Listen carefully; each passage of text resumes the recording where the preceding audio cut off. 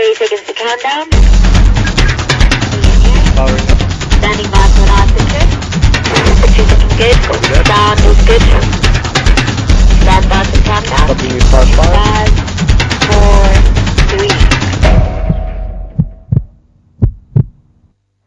Good afternoon, everybody. Welcome to another exciting afternoon game drive here on Jumo with the Wild Earth crew. I bet you're wondering what on earth I'm doing in front of the camera. It's not any of the regular folk, Peter or Rexon or Patrick. I'm very, very excited to be joining you this afternoon. Peter's on camera giving me pointers and of course pointing me in the right direction as I learn the roads, and the lovely Leishan is going to be directing. So I'm looking forward. I think we're going to have huge amounts of fun, and I'm not going to waste time. The kudu are moving on, and I think so should we. So let's go. Excuse the dark glasses and the hat. It's an extremely hot day today, and we've all been positively melting in the sun, and there's a beautiful breeze that's come up and a high haze of clouds, so I'm hoping that that's going to keep us nice and cool. Let's go. Afternoon everyone, hope you can have a nice drive.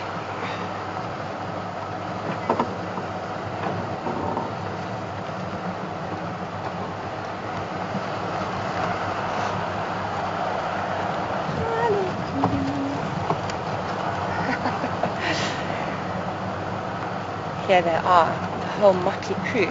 It looked like there were just two at first when Peter and I came across these guys, and now we see it's actually a nice little bunch. 1, 2, 3, 4 beautiful males with like 2.5 twists in their horns, and a lone female.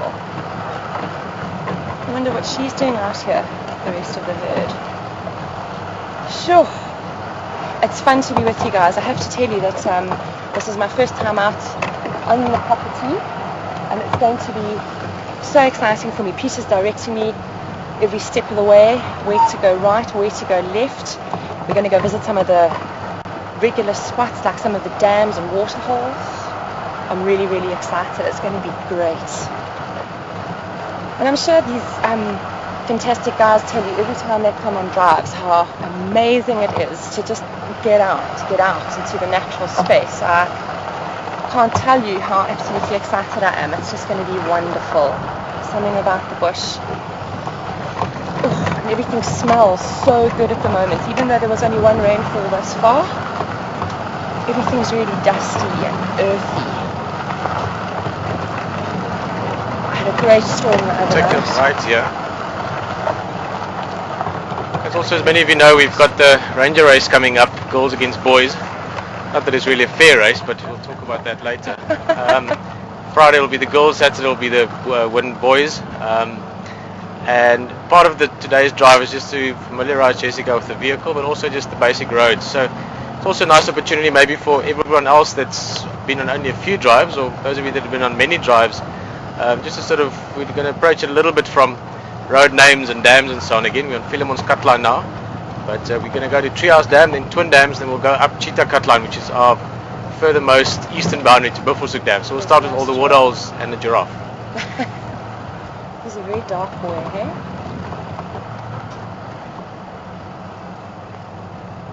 Hello, sweetheart.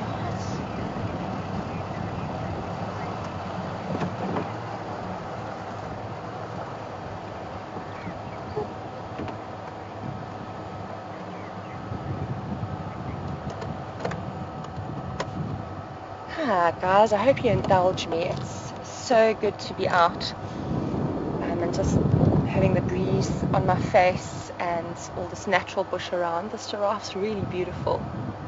A nice big male. He's very dark. And I love giraffes. I think they're so special. I'm sure that you have been extremely well informed by Peter and Mark and Rexon and Patrick about all these amazing animal facts, boys. So if I repeat myself, excuse me. He's huge. Giraffes are very special to me. I find them very elegant. I love the way they move. They move sort of appendages on the same side of the body as opposed to other animals where sort of do front, left, back, right, and so forth, alternating. They move sort of both of their legs on the left, both of their legs on the right. And they're also really special to me because giraffes don't have a voice box. And they don't make sounds in the normal ways like most animals do, because they can't. But I did speak to a ranger once who said that apparently they are conducting studies into whether or not giraffe emits subsonic sounds like elephants do. I mean, elephants have a huge repertoire of vocalizations, a lot of which are just not audible to the human ear. And so when I look at giraffes, I think of these elegant giants in these really natty suits that quietly go about their business. Very, very special. He's a big boy. And we'll leave him in peace. Something else interesting that someone once taught me about the bush is that, you know, you get herds of giraffe and so forth moving through the trees, feeding on various leaves and so forth. And what the trees do as a defense mechanism is they actually start to produce extra amounts of tannin, which basically tastes too horrible for the giraffe. It just suddenly tastes rather bitter, I would imagine. And then the giraffes move on to new acacias or whatever shrubs they fancy. And that tree can then be left in peace without any risk of sort of overgrazing, making sure the other giraffes stay away. So that all its nice little shoots and growths don't get completely eaten away. They are so nice. I love seeing those guys. Especially the babies. Babies are so sweet. Always babies are so cute, I think. Also, giraffe have got the same number of vertebrae in the necks that humans have, which is 7. And I think, Peter, you guys have got those giraffe vertebrae, don't you? 7 of them. Yeah. We don't have. Actually, I think we probably do have 7. But yeah, we've got a couple left here. Yeah. Left. Goes to Treehouse Dam now. Yeah. So let's approach it from the other side. So go right again. Okay. Keep going almost to the end, and then we go left again. Fantastic. Next road you can go left. It's in way still. Yeah, those red ones that are hanging at the back of the slab show. Yes. So, That you guys have painted, and they look really cool. I didn't even know they were giraffe vertebrae until you guys told us. I mean, they're huge. They're just impressive bones. Hello. Hi, Guy. The male impala having a bit of a nibble by the side of the road. Where are the rest of your gang?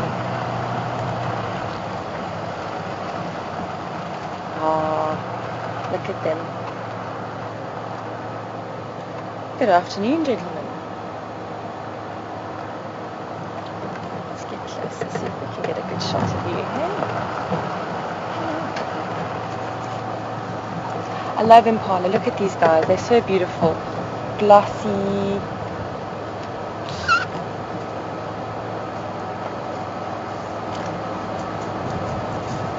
Jeepers creepers, and these guys can jump, hey? Boy oh boy can they jump. A couple of nice sort of really adult males, a couple of young ones disappearing off into the bush. See you guys later, have a really good evening. Hello boy. It's alright. I love them. You know, I know that, you know, when you're in the bush all the time and you see gazillions and gazillions of impala, you know, the wow factor is sometimes lost. But by the same token, whenever you do see them, it's such a welcome sight, even though they are as common as they are. And for those of you that enjoy venison, I know that impala is a very popular meat here. Oh, there's a grey duiker up ahead there. Little duiker, don't run. Disappears off into the bush. Wow. Awesome. I love the duiker as well.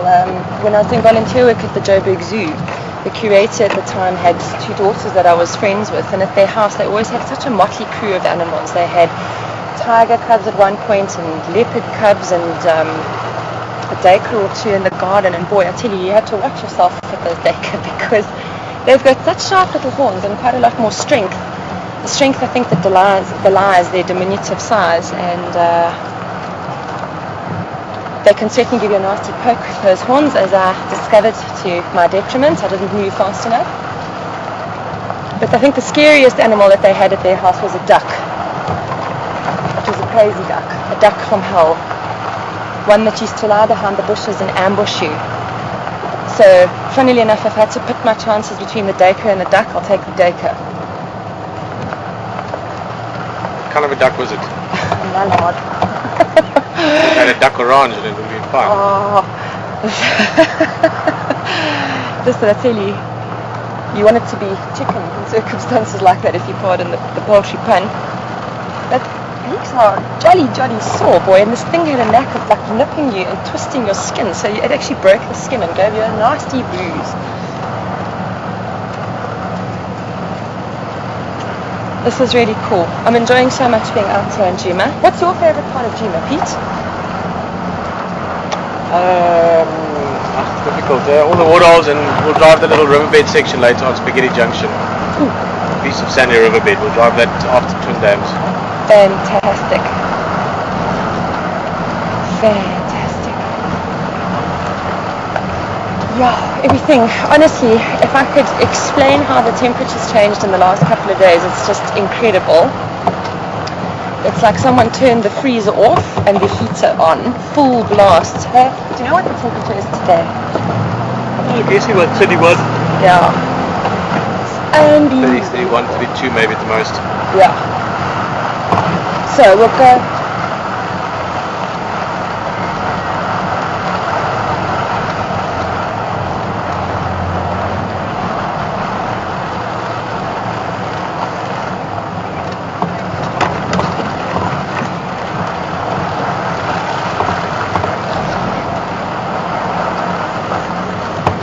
Oh, hi Sue from England. It's so nice to actually have you welcome me, and wishing all of us actually Left here. a really good drive. I Quite a good love it. landmark. Sorry to interrupt you and Sue there, This but this is tree. a good landmark to keep in mind. This big tree. If Thanks, I were to Pete. see that when you guys are driving, I'll know where you are. So Wonderful. Thank you very much. And what a tree it is. Yeah, thanks Sue. She's wishing us cats. I like the way you think. I'm wishing for cats too. I'm hoping it's going to be one of those occasions where we come across a whole bunch of them relaxing in the shade of a tree, just chilling out. There's something so special about them. I don't know what it is. And I also think, you know, when you come out into the bush like this, I mean, I'm sure you guys are the same. I think Herman was also talking about it the other day, you know, no matter what kind of a day you've had, it could have been a horrible day. When you come out here, there's the wind in your hair and all this beautiful bush around. It's just so exciting, and the best part of all is you just don't know what else is out there. You just don't know what you're going to see around the next corner, or what birds are out, what insects are out. But of course the cats are always special. And Peter showed an awesome photograph that he took of the leopard. I think, was it on yesterday afternoon's drive? yeah, yesterday afternoon. It was beautiful. That lighting was just so spectacular, soft and red and glowing. Which leopard was that?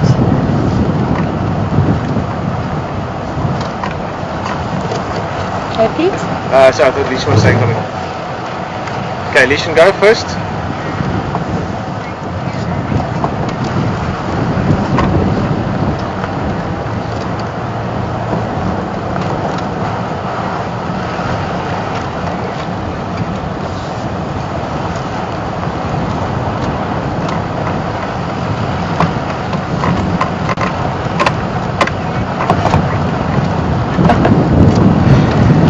Hi Mac, question about giraffe.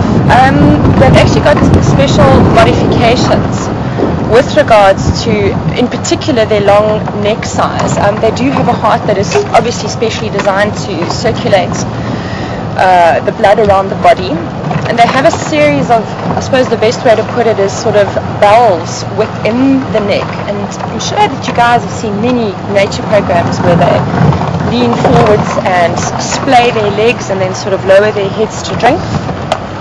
And that's done in a bid to minimize the pressure, because if there weren't those sort of valve stoppage systems within their sort of blood system in the neck, then they would probably have their brain inundated with too much blood, too much pressure, and it would effectively, I think, pop their brain. So they've got this awesome design system built in to combat exactly that, and then they do other things like splaying their legs and keeping their heads as horizontal as possible. This is Treehouse Dam. It's at the far end. There's a tree that used to have a treehouse in it, not anymore though. Is that a mongoose running away? Yeah. Shall I go across? Yeah, well, to drive down, we're not going to go across. We're not allowed to drive across the wall at the moment for lack of whatever they're doing with it. Okay. This is a woodall that's always good to check. How's it, Mike? Mike's been part of Wild Earth for a while, in many ways.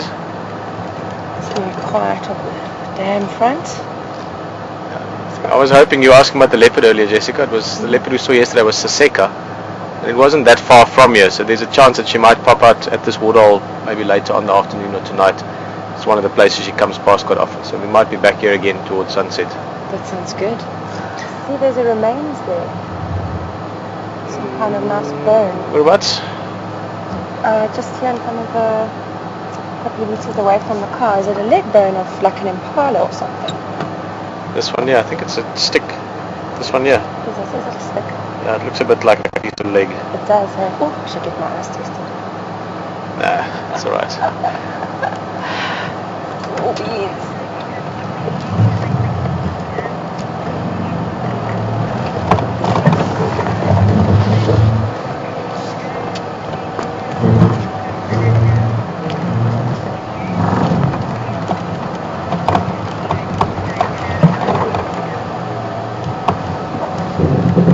So we just keep going the same way we were, and then at the next T-junction you take a right. Okay. Hi Jean-Pierre, thanks for your good wishes. It's awesome to be with all of you guys, especially all of you Wild Earth viewers who've been here with the team for so long and had many great adventures together. Actually, I want to say how's it to Jean-Pierre as well. Jean-Pierre, hello. It's been a while since you've been on drive. I know you just got back from Namibia and Botswana and had a fantastic trip there, I'm sure. And also, just regards from my father, you guys had a phone conversation, and my dad enjoyed chatting to you. And yeah, nice to have you back in the Juga with us.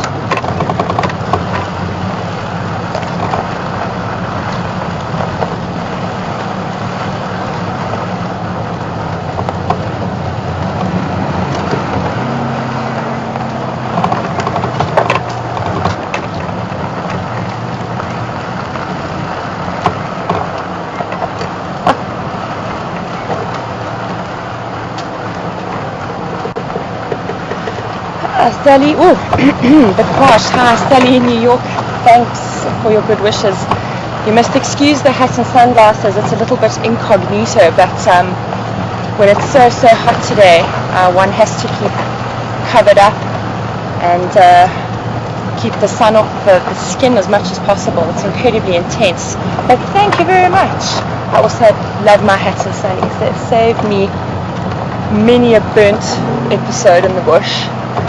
Gosh, and you were asking a question, what's my favorite animal and why? Oh, I don't think I can actually answer. I tell you, every single animal that you see, for all sorts of different reasons, is so special and awe-inspiring. You said right, so Pete? Right, yeah.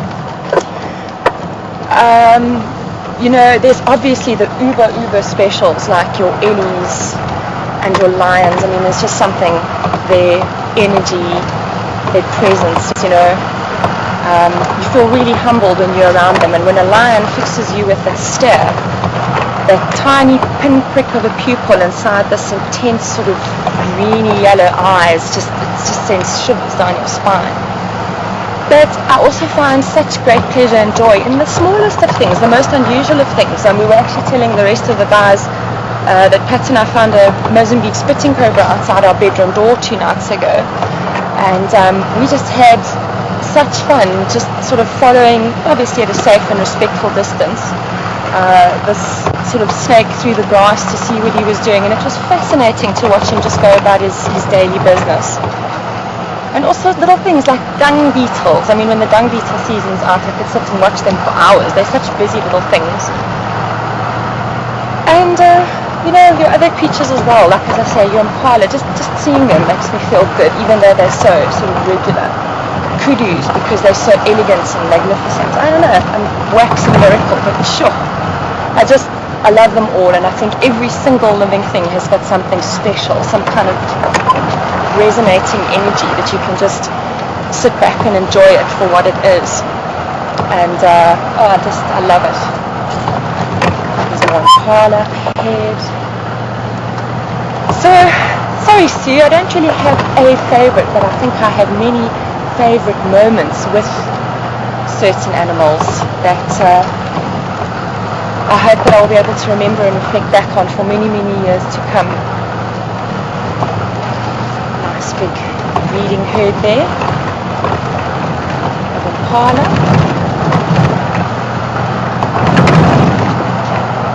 And it's also lovely fun coming out in the bush. It's like a bush telegraph.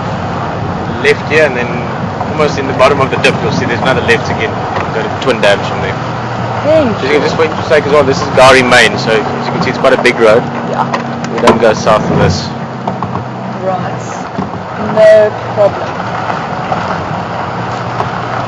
Gari Main. Thanks, Pete. Teaching me the roads. You guys, of course, as viewers, probably know these roads absolutely backwards. I'm definitely the new kid on the bush block today, but it's fun. Like, I can't even begin to describe.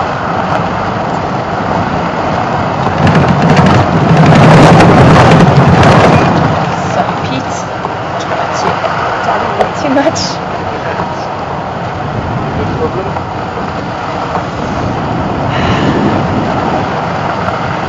You know, this is a really cool time of year because even though it's hot now, it's not the blistering heat of summer that you can get. Everything's kind of waiting.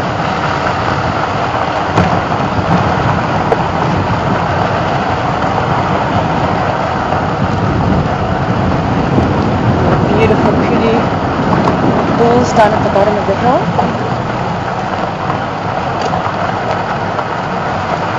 Look at them. Ooh, and a buffalo. Yay! Look at him.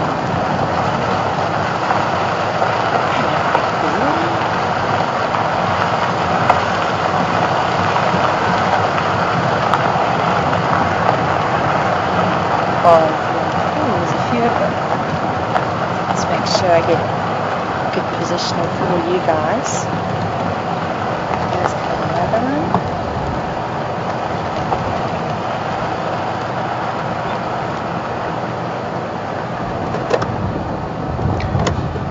So maybe just, if you can, just roll slightly more left. There's a car behind us here, although they'll probably wait, it's just a staff car. Cool. Pete? Yep.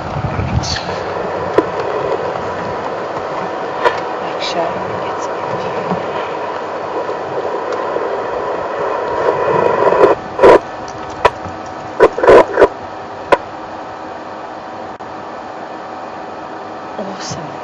Awesome having kudu and buffalo right next to each other.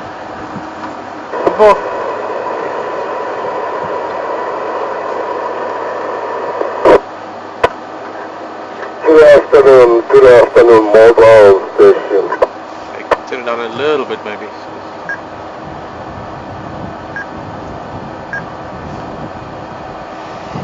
These guys are just beautiful. They're really big boys. Afternoon, Charles, how are you? I'm okay, I'm just officer. Just put it on one, please. Thank you. Very good, Charles. We're just mobile here close to Twin Dams, some Duggar boys, but slowly heading south, and also some Makulu Nongo Madodas going towards Twin Dams. Also, just so you guys know, this afternoon we've got a drive with Jessica presenting, but I'm on camera with her and we'll be on the radio as well.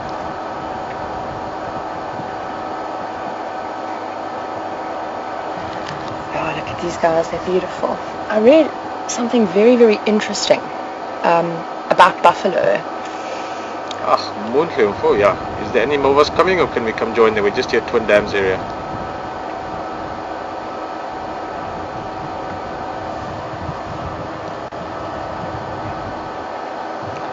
Okay, thanks Charles, we're going to come that side and come on for. Jess, Yeah, boy. we might find some cats if we're lucky. Cats, let's go. Take that next left and keep going. We might see Kay and them as well. Oh, fantastic, that would be great. something interesting I read about buffalo. I was reading up on sort of diseases of, there's quite a few in there. Just about sort of various diseases that affect various animals in the bush. And what I didn't realize is that rinderpest was a disease that was brought into Africa by the Italian military. Oh, gorgeous, come on. But was effectively stopped in Sudan in, I think it was 1889. But it broke out again a few years after that in Ethiopia, and of course rinderpest just came south with the vengeance.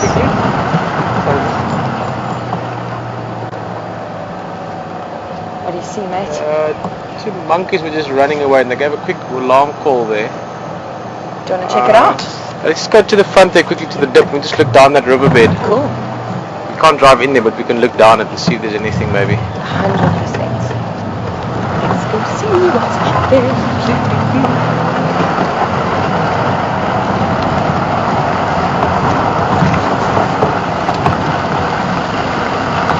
Anyway, so the rinderpest swept through Africa. There were 500,000 buffalo in South Africa at the time of the rinderpest. Once the rinderpest had finished, there were only 50 buffalo apparently in recorded history that were left. And I've been told that a lot of the buffalo populations in South Africa today are in some way kind of descendants of that remaining 50 that survived the rinderpest. We can't drive down here. Let's just have a look if we don't. Yeah, maybe just go up somewhere, we'll turn around and head back, but something was around. I like it. So you got your ear tuned in.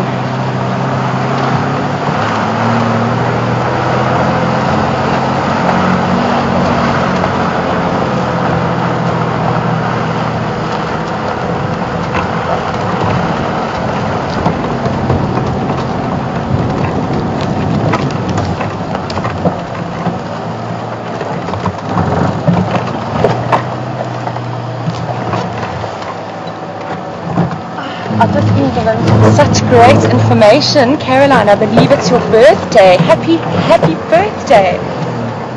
I hope you have a super day, and maybe the group energy today will get you some kind of awesome special birthday sighting.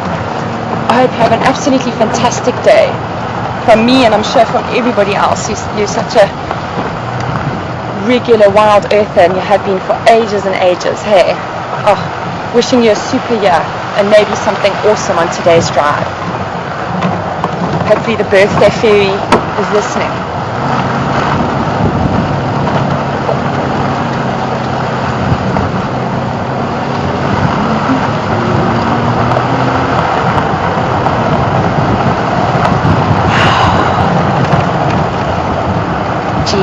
It's a really awesome heat now in the afternoon. It's not that blazing midday heat, it's that kind of last surge that the sun gives before it actually dips quite deep into the western horizon. Nice and hot. But fortunately the breeze on this vehicle is absolutely heavenly.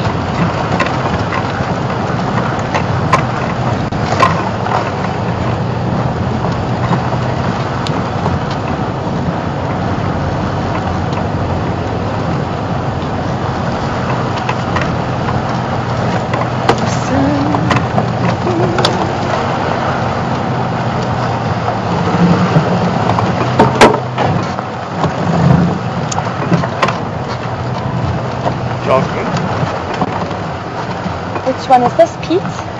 This is Twin Dams. Charles, can we keep coming, or have you got another mover coming now? Heron. Yeah, can't you copy me well, Uncle?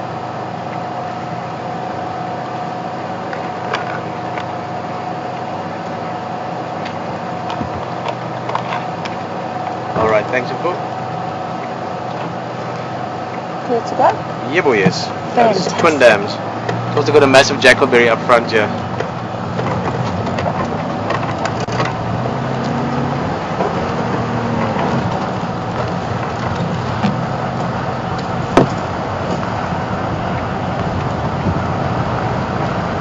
for some little mongoose. I love mongoose. There's a couple of different species, but the cutest ones for me are the little dwarf mongoose. They're so tiny with their little, is it the little red noses? You always see them scuttling through the undergrowth and diving into holes and termite mounds under the ground. They've really got personality. There's a couple of liana. We're going to head off going on Peter's directive to let them know that we can go a bit closer to Charles, who's with Kay at the moment, to hopefully go have a look at those cats that you guys have been sending good vibe wishes for.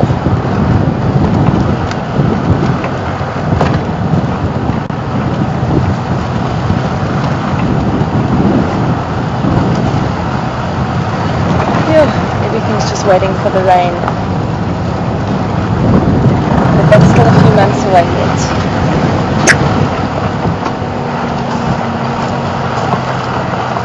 Just keep going on this road now. Not sure how much time we'll have there, but there's a bit of a gap for us. And then I've just got the radio on Game Drive channel at the moment, so Leishan, if you need to let something know that I need to hear specifically, just ask Jess to tell me to get into the other channel, or if it's something that I should involve in the answer, Jess, just relay the question for me. I just need to stay on the Game Drive channel for now. Yeah, does that help?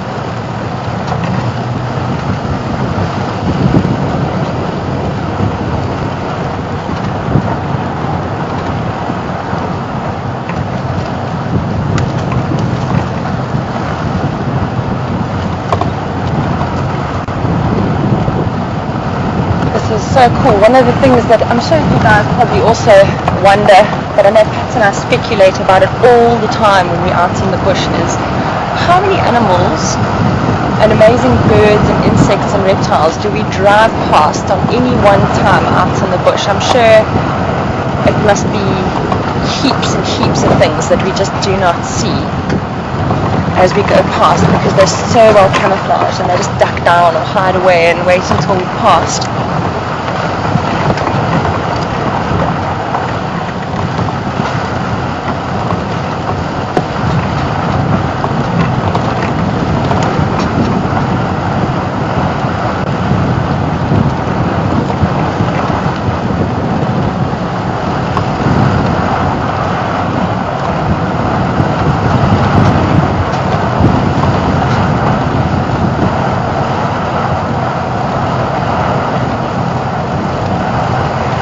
Hi Teresa, hi Felix, it's nice to hear from you guys.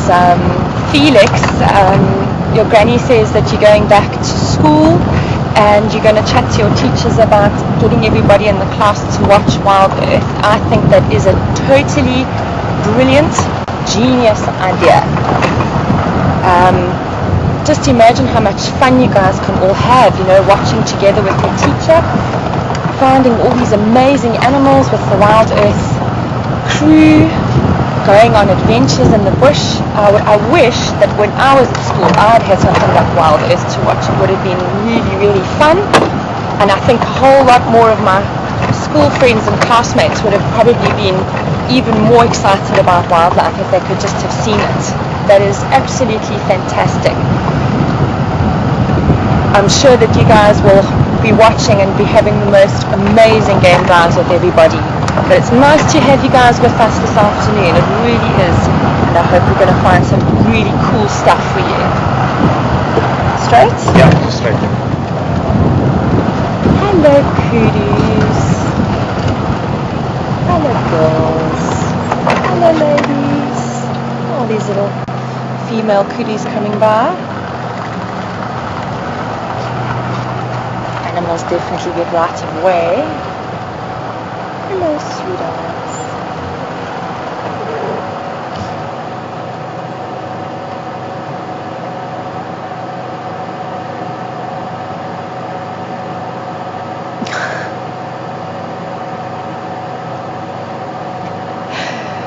Thanks, Claire. I'm definitely feeling very, very good and happy in the very capable hands of Peter, pointing me in the right direction so we can give you guys the best thing ever. How is Quebec City today? And I'm really, really pleased to to have the privilege of joining you guys for such a wonderful afternoon. But yes, you hopefully are all going to stay tuned, because as you heard Peter say earlier, we've got the Ranger race coming up in the next couple of days. I know Leishan's competitive spirit has been fired up, and we're gonna give it one for the girls. We're gonna see what we can do. Get those competitive fires burning. It should be huge amounts of fun, actually. In fact, Pat and I arrived when the Wild Earth crew was busy with the very first Ranger race. Man, it was so much fun for us to watch from behind the scenes. The energy was high, the competitive spirit was healthy, and Jeepers Creepers, you guys all got some of the most incredible game being done as a collective Wild Earth team. It was brilliant. So I hope that we can do justice to the second Ranger race. Maybe we should have a theme tune. We can make one. Make one?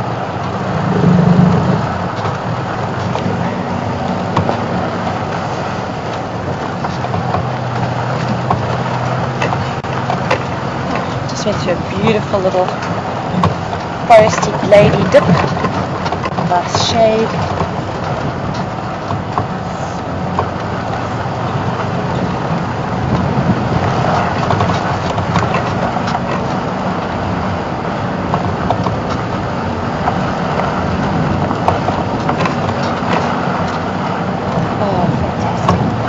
Birds that we see so often here are the yellow-billed hornbills. I'm sure you've all seen them before. To me, those birds have got such personality. They've got such hairy legs. It looks like they're wearing really big, white, puffy knickerbockers. So one can never take them too seriously, I think. And they also have a really comical way of looking at you and cocking their heads to one side. I like them. Lots of entertainment.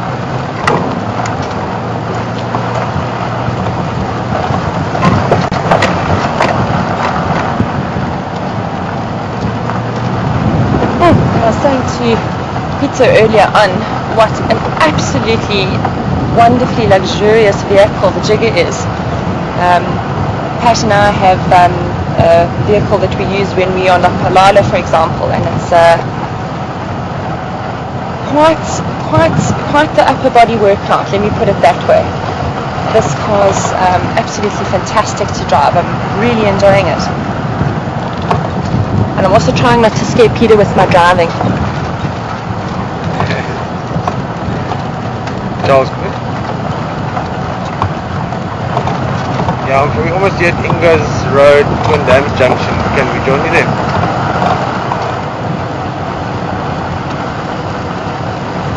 Okay, cool.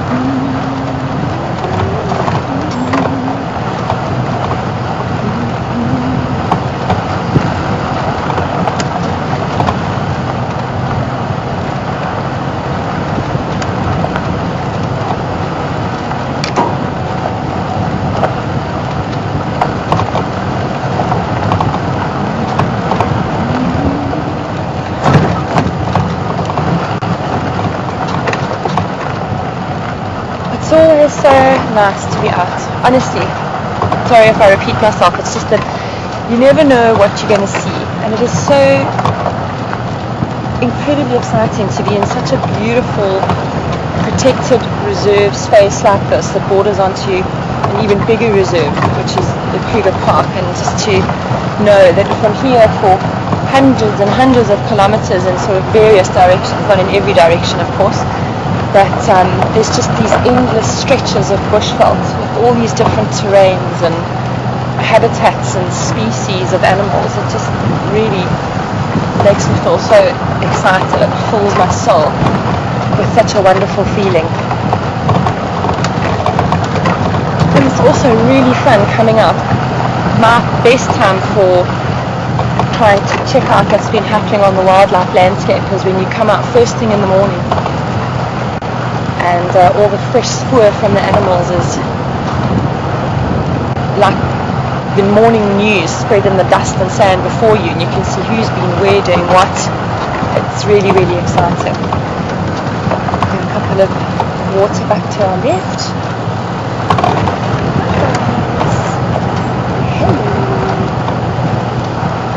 Let's just keep going. It should be on the dam wall here somewhere.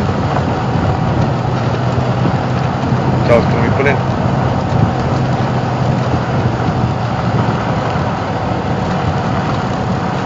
Charles again. Thanks, of course. Just to make sure with Margaret, but I presume your guests are fine if we show them on the camera now and again? Just that way. Oh, actually that's perfect. Just step just like that. Yeah. Stop. No, the tree's in your way, hey? So Charles, just repeat. Just come back a little bit. Actually, let's actually go a little bit more, a little bit forward. Forward is actually fine. You can right. There's perfect. Cool. Wow.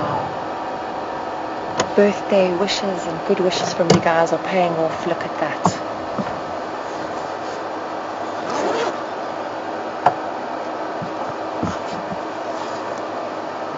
Perfect. Also, just for interest's sake, the reason we're showing the guests there is they're all people we know. It's Charles is guiding today, and the big tall guy there with the dark hair, that's Stephen. He's been watching the night cameras for us the last while. He'll be heading off in the next day or two, and then Margaret sitting in the front and Kay sitting in the background. And an Inyana female behind them.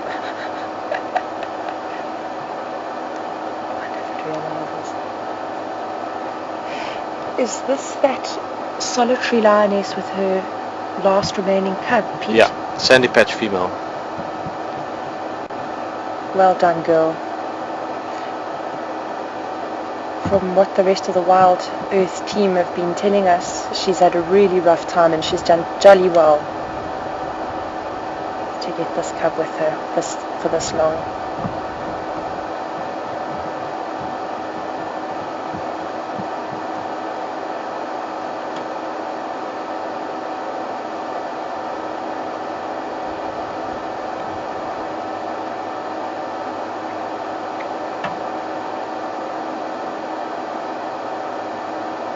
So beautiful. Hello, girl. Got a bit of a rough time.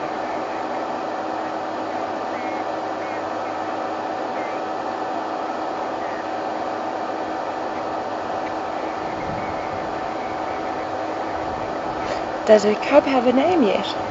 Say again, Jess? Does her little cub have a name yet? No. Not yet. Just if you want to, we can go a bit closer. Maybe we can sit in the shade there. Yeah, let's do that so we not slowly cooking. Oh, I can see the hippos also having a jolly good check out of those too.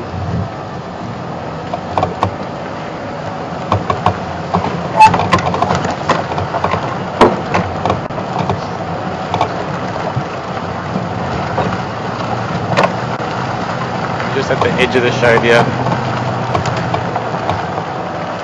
A bit more.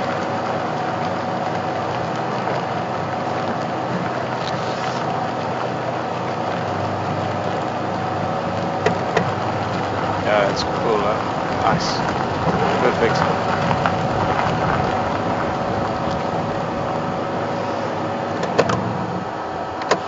Cool.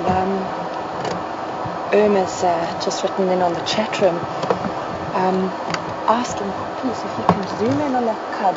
Irma's a little bit concerned that the cub's looking a bit thin and Yeah, we'll have a look at it just now. not looking too healthy.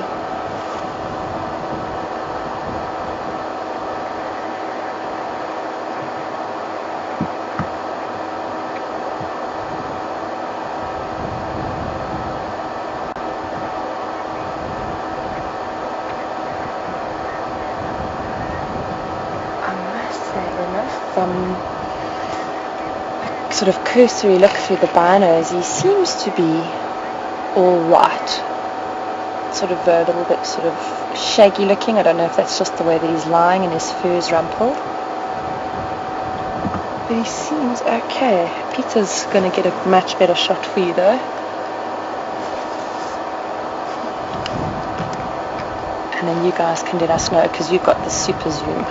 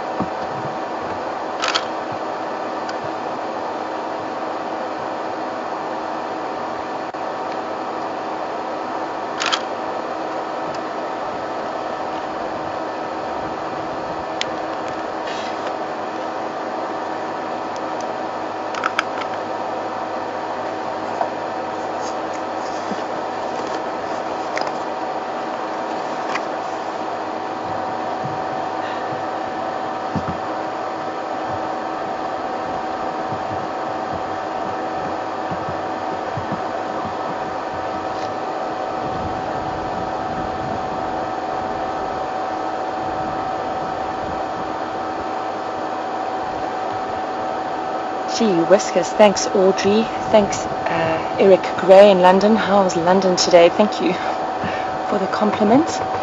I must say, Leishan is the permanent rose at the Wild Earth Camp, but thank you for the compliment, I must say. It's just so wonderful to be here. I like the idea, by the way, for the theme tune, Bad Girls. Good call.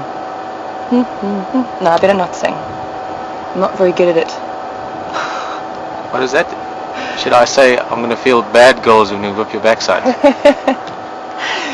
As you can see, the competition is hotting up for the Ranger race. I think the lads are probably going to do some serious damage there, but Look, we're just going to we'll take keep it easier. trying. Go, girls, go.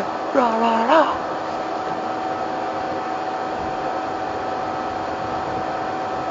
Oh, look.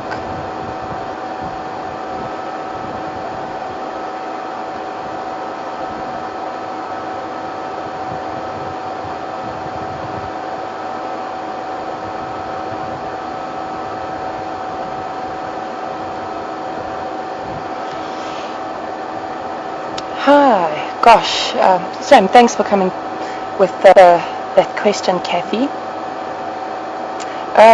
If I understood correctly, you were saying, is it difficult to ID lions? You see, unlike sort of zebras or other animals that have individually distinct patterning, lions you need to know a little bit better. You get to know their facial features, the way that their ears look, the cut of their particular profile. Hey girl. She's very interested in us, having a jolly good look. As this little cub grows up, I think it will become more distinctive in its own particular characteristics. There definitely are features that tell one apart from the other, obviously with male lions, their size, are they black maned or are their manes still brown? I'm sure amongst even the Mapojos there are the individual characters that make up that particular group, for example. And I'm sure that this little cub will grow up to have his own, is it a male cub? Yes. Okay, yeah, he'll have his own special characteristics and features that will really start to shine. So I think it's one of those things where you recognize individuals the better that you know the group.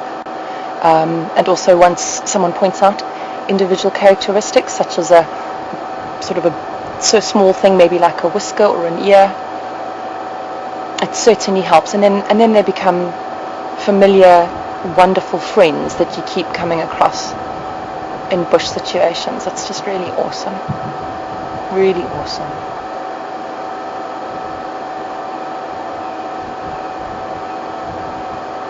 Gives you such a special feeling.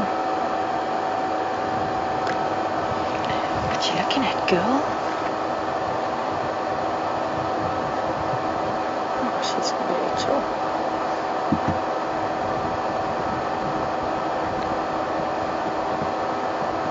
Don't you love the way the cub's just lying all sprawled out there? Picture of relaxation next to mum.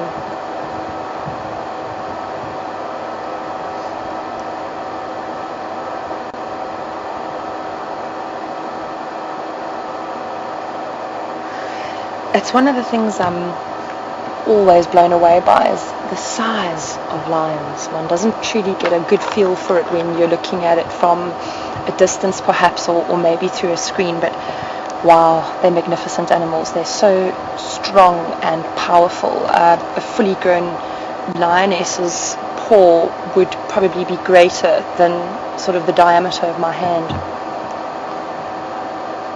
And of course the males are just incredibly powerful.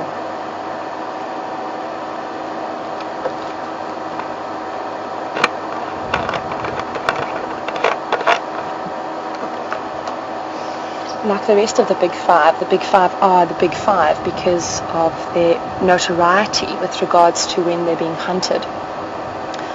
They're known for their sort of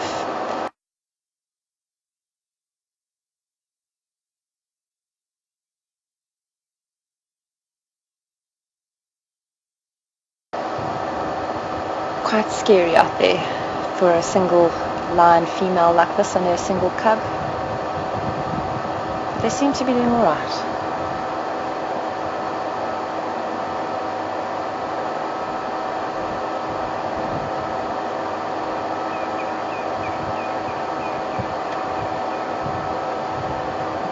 It's a bit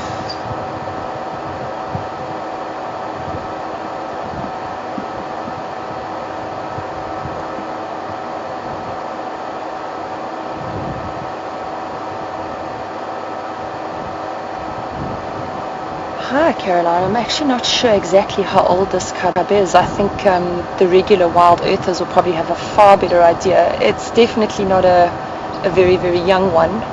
Do you know how old? Just 10 months or so. Yeah. Reckon 10 months? Yeah, somewhere around that. Not the exact age, but close to that. There you go. Because of course Peter and Lishan and Herman and Rixon and Patrick and Mark are around these guys a whole lot more frequently. So roughly 10 months ago that Peter reckons this little guy was born. But he's looking good. He's actually looking quite good. I'm scanning them with my binoculars and I can't see, not that I'm very close, but I'm not seeing anything untoward. I'm not seeing vast infestations of parasites around some of her areas. Can't see the cub's belly, but he looks quite comfortable. Closer again if you want. I mean, they're nice and relaxed again. So, is it cool? Maybe just like where this little patch of grass starts or something. Yeah, somewhere in the shade. I don't want them to be too boxed, but it's fine. Edge forwards a little bit. Making sure we can maybe keep it around the shade a little bit.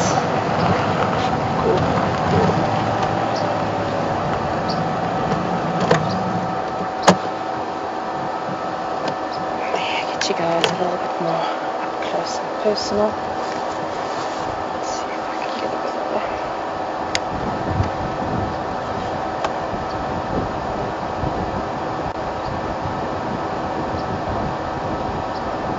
Getting some photographs, okay.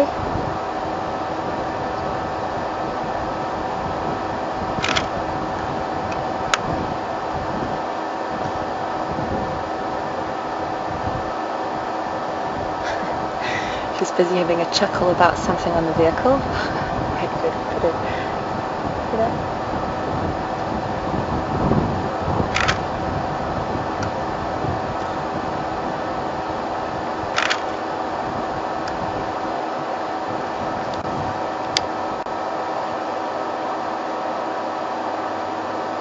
It's really lovely just to come and relax with them. I think it was the night when Peter and Herman went on the first night drive. The lion activity that night was something else, and you know, these guys were out in the middle of all the action, and I was standing at the spot where Patrick and I are staying, and it was just a cacophony of sound, the most awe-inspiring, roaring noises, activity. It was really, really incredible. I remember I had a cup of tea in my hand standing on the patio with the hairs on the back of my neck standing up at all the ferocity and the intensity with which everybody was communicating, all the different prides sort of with their own agendas. It was really, really fantastic. I'm sure you guys all already know female lions also roar.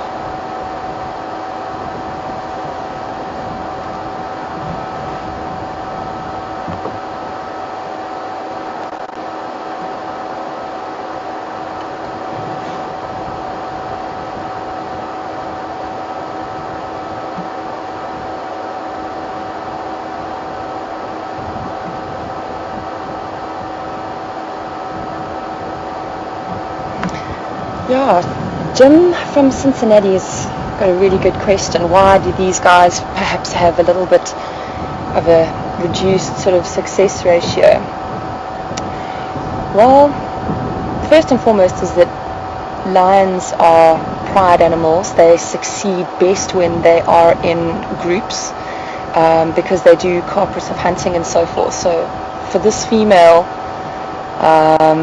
to sort of have to hunt on her own is an extremely energy consuming task. I think any of the sort of natural ecosystems such as these that exist are all about energy consumption, energy saving, and this lady's doing extremely well being on her own. First of all, she's got no backup, so if anything happens and she gets confronted by other sort of more dominant or dangerous prides such as the mapojos, then she doesn't stand a very good chance.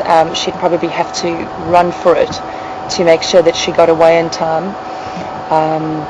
Hunting is definitely not easy on your own. It's always better if you've got your sisters to back you up. So she's kind of on her own. And of course this little cub, as Peter was saying, it's only about 10 months old, and that's not really very long in the bigger scheme of a lion's lifespan. And it's a very harsh environment out here in the bush. Nature is incredible, but that doesn't mean that she's always kind. And there are many, many trials and tribulations that they'll have to face here together. I must say, looking at these two, I do wonder what's going to become of her. Will she be able to band up with another group of fellow lionesses with a male that will accept her? This little cub's got a long way to go still before he's able to be independent, and Mum's still teaching him all sorts of things. Obviously, how to hunt being priority number one, so that he can fend for himself. It's definitely not easy. It's very tough out here, and I'm sure that she takes every opportunity that she can possibly get to make sure that she's got good food coming in, not only for her but also for her little cub. I'm sure that whole event when she lost the other two must have been extremely traumatic, and the rest of her pride as well. Wow, but she's really beautiful, isn't she?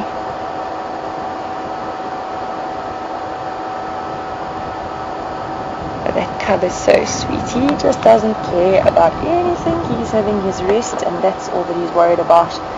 And I think that's a jolly sensible plan. If I was the lion, I'd probably be doing exactly the same thing.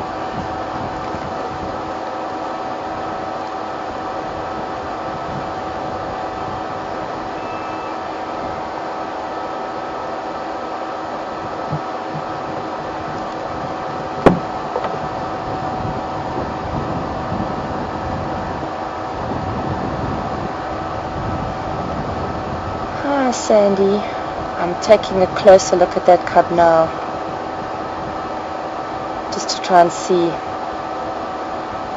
exactly what kind of state he's in. He is perhaps looking a little bit on the skinny side. Hey, life's tough for these guys out there. Really, it is.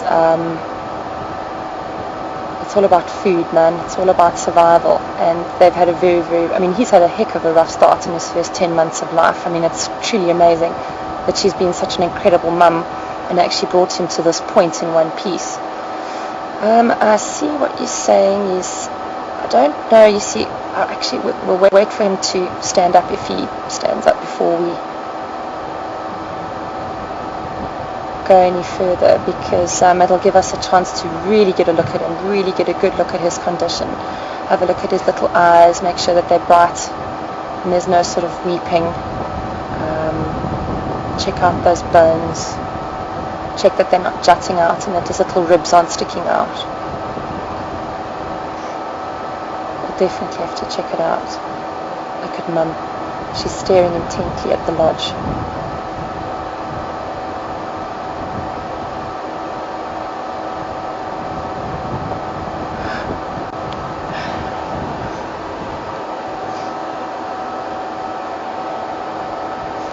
Can we go a little bit forward, huh? Sure. Have a look at what she might be looking at. It might be people at the lodge, but I also heard a monkey or two calling just now.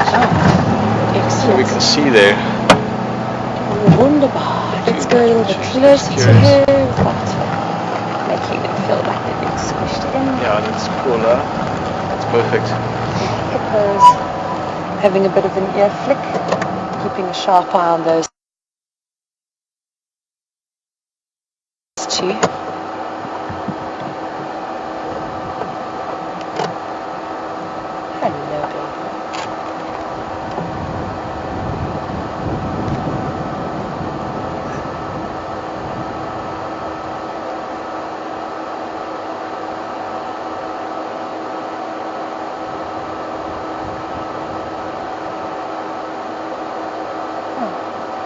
lodge is looking beautiful.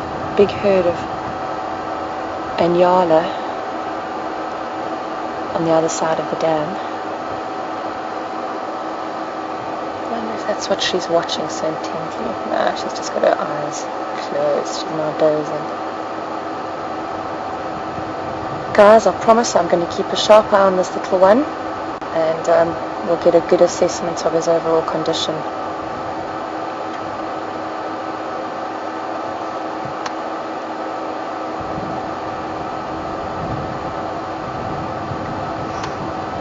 Might be looking a tad scrawny. I just don't know if that's the way that he's lying.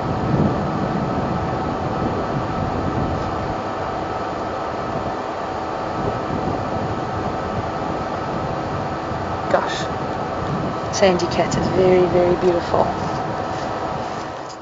Hey, you've had a bit of a rough time, girl. Shame, sweetheart.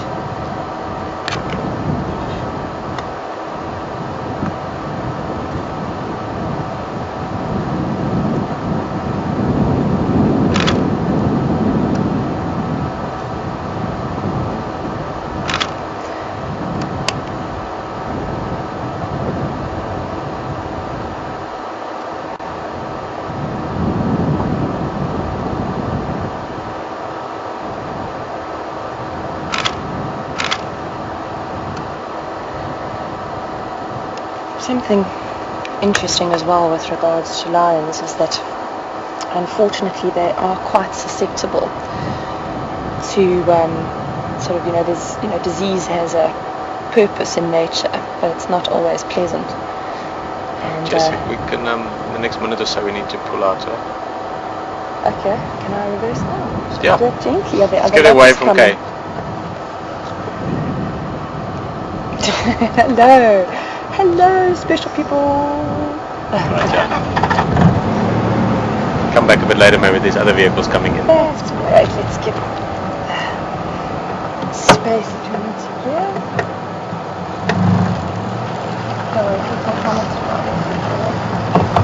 It'll be nice.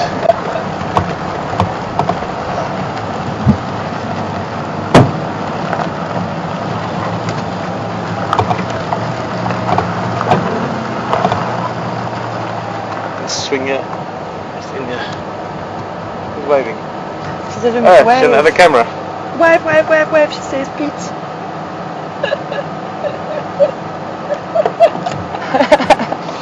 Alright. Cool. Lekker. Yeah, I'm still on the other channel there.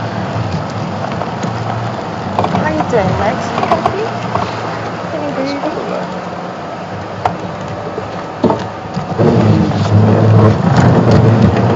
Thanks a lot, Charles.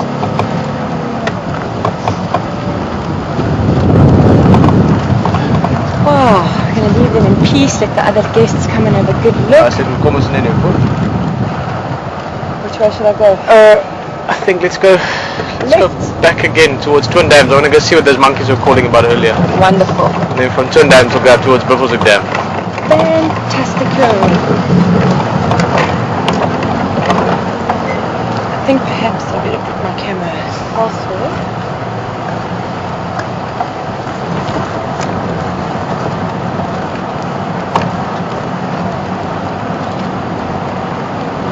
You can hear brown-headed parrots calling. The most beautiful birds, kind of a brownish head and this incredible, intense electric green colouring on their feathers. Absolutely stunning. And also incredibly vocal birds. Lots of noise.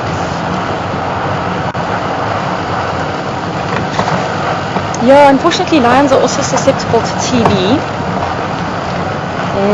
TB is a disease that is being constantly monitored.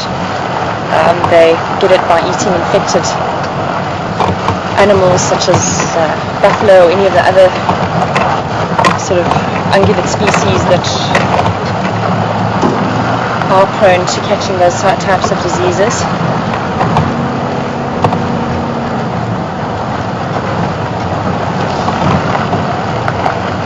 But she really is looking good, that female. I would like to get a better look at that cub though, just so that I can also rest assured in my heart that he's actually doing well. he's not having too hard a time of it. Hello, Pandas. Hello. Fairy britches.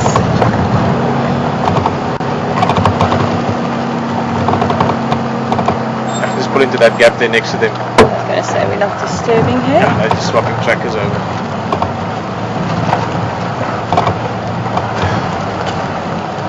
Hello, how are you? How's it going? Have a Wish good I had it. drive. Here's Johnny. Hello, how's it, guys? It's great privilege and a huge, huge amount of fun to be guys? here. Good. Have you all had wonderful drives? Send us good vibes, eh? I'll send you leopard, will you send us wild dog? Fantastic. Did you? Oh, guys. Special, huh? Where'd you see them? We got them basically Jim and Head, breakfast on Gary Mac. They went down Jacob and Axis. We were Jim and Dam East, down Central, down towards Dublin and down. Nice. Nice to see the kids. Enjoy. Bye. Ciao, guys. Have a Bye. lekker one.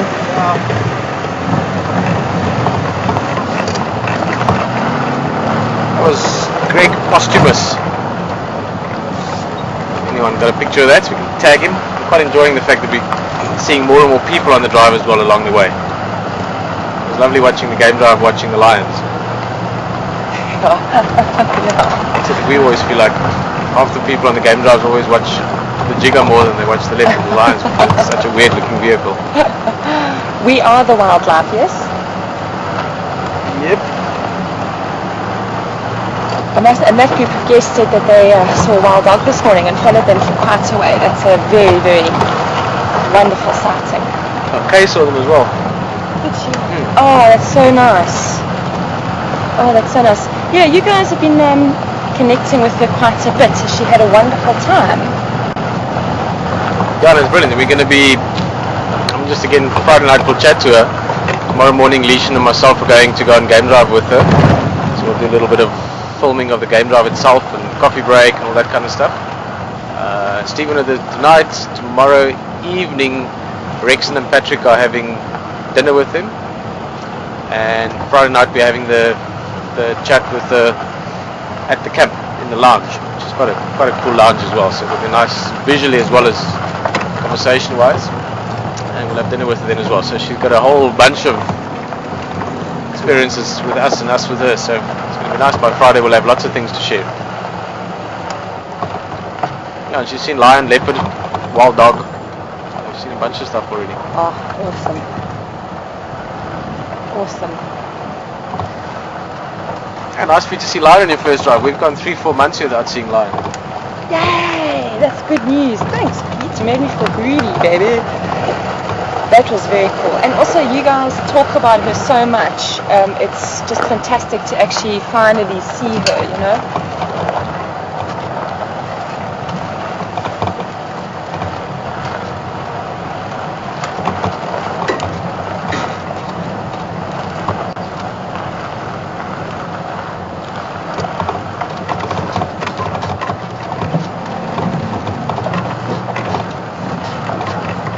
Angel, hi Judy, thank you so much for all of your wonderful words of encouragement. It's really awesome to have all you guys watching Wild Earth. It's really my pleasure to be with you guys. It's just so awesome to be out here getting good directions from Pete, jumping into other Wild Earth viewers.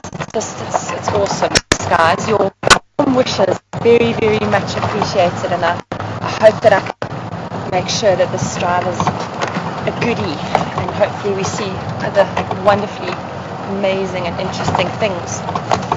You know, I wish that they'd invented smell-o-vision already, because if we had smell-o-vision, I would pop a pipe in so that I could send you the incredible scent that you get in the bushveld.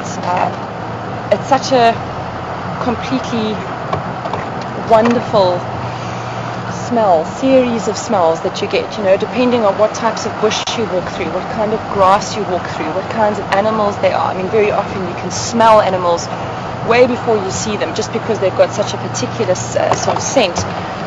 Ellies, I always seem to smell ellies very easily. I think that's because they've got such a particular smell. And when the bull ellies are in must, that's a very, very strong odor that is a very clear indication that they are in must if you don't see the visual signs and you just kind of smell them. It's sort of dry and dusty, and every now and again you go through these patches where you smell something that must be a more sort of succulent tree or shrub that just smells amazing. And every now and again you get this hint of perfume, some kind of beautiful wild blossom somewhere, and the scent has just kind of travelled across the air towards our nostrils. And it's just really, really wonderful. And that rain that we had here on Friday night was absolutely spectacular. Was it Friday night? I can't remember. The smell of the thirsty earth as it soaked up all that moisture, and the scents that came out of the ground were just incredible. I must say there's one particular bush that some people like the smell of, other people don't. Personally, I find it very overpowering. I think I stayed at a place once that just had too many of them. It's the potato bush. Can't describe the smell. How would you describe the smell of a potato bush? Like potatoes. Okay, Pete's given the complete logical answer. Yeah, like potatoes. No, well, more specifically like boiling potatoes, I think.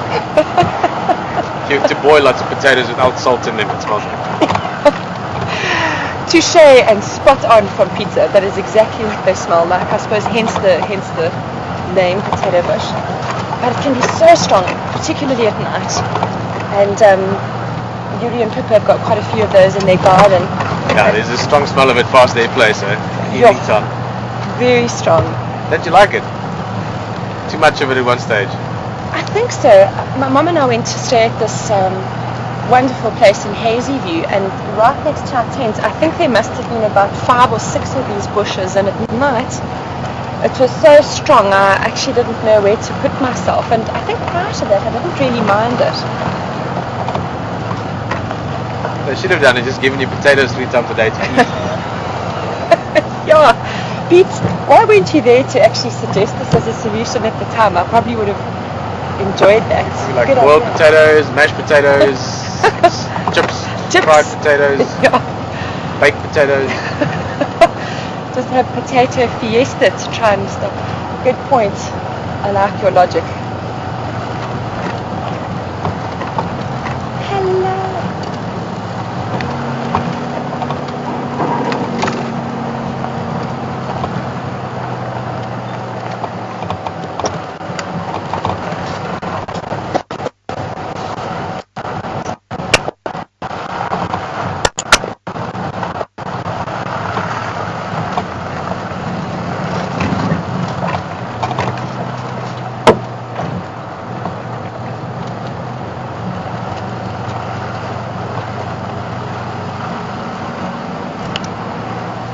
Peter in Germany has just sent in quite an interesting question. Yeah, just take the same road out again, the left-hand one. Will do. So we'll see if there's anything around there. When we get to the main road, we'll take a left. Great stuff. Will do. Talking, I'm going to interrupt you now. I have to tell you, I'm having huge amounts of fun here with Peter on camera and Lishan in final control. It's been really cool sort of learning from them with regards to actually doing this, and tips and hints, and it's really awesome. And this live interactive basis is so incredibly exciting. It's just really wonderful. And Peter from Germany was just asking with regards to the condition of the cub versus the territorial area that they're trying to cover. In other words, is the area that they are covering perhaps having a negative impact on the health and state of that little baby?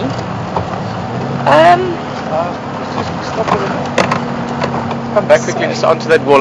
Sorry, it might be nothing, but a lot of birds making a racket. It might be a mongoose or something.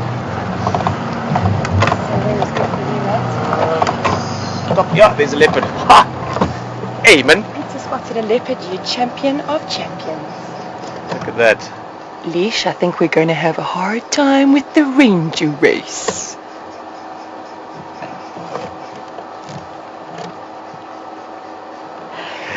Fighting spirit, girl. I like it. Bad girls. Which? Oh, that's a lucky break.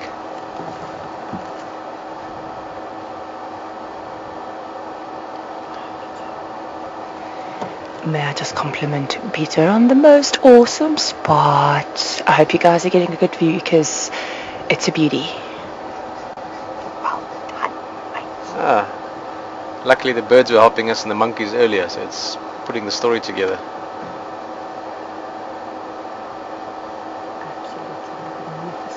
Can't see much of her, but I'm thinking it might be Saseka from yesterday. We'll know just now. All station just spotted one ingwe. Looks like perhaps Dundee, but can't make a positive ID yet. Twin dams, just on the Mwati side from the wall. That would be the wrong radio. Let's try again. Shalishan copied that. All stations just spotted one ingwe, can't ID yet, is still in the grass, maybe Tundi, to the west of the wall, Twin Dams. Sorry, to the east towards the Mwati side.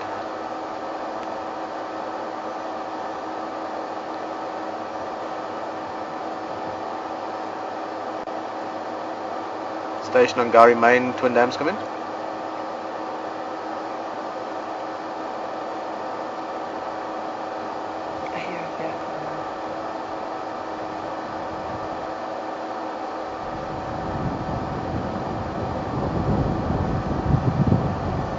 Charles or Johnny again?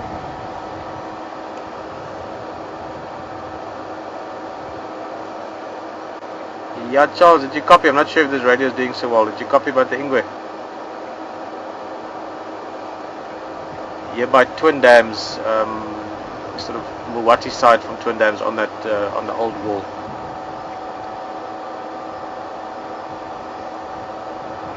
Charles, can only see a little bit. It's still in the thick stuff. I'm thinking maybe Tundi, most likely, but can't say yet.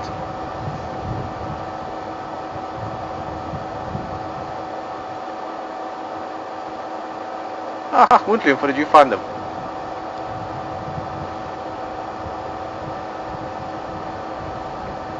Alright, thanks Charles. Woodland. Yeah, we're going to stay with this one a bit. I'll update you when we know where it is. Well, I was off the Game Drive channel for a little bit. And Charles and them are found in Duna as well, that young male. Oh, what a day. Guess I'll be on the Game Drive channel. Jess, if you want.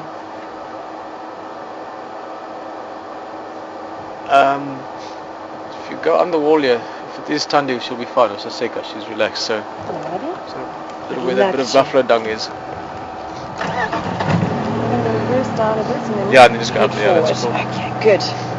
Wow, guys, this is so utterly fantastic. I'm thrilled to bits. This is just awesome. Leopard are so special.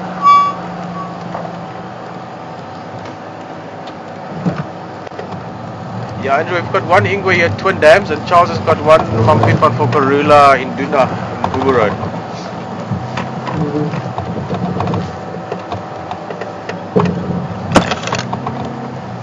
Yeah, looks like. Are you good? Yeah, if you can go a little bit more. It's cooler. It's fine. As long as you got the best view. No, that's hundreds.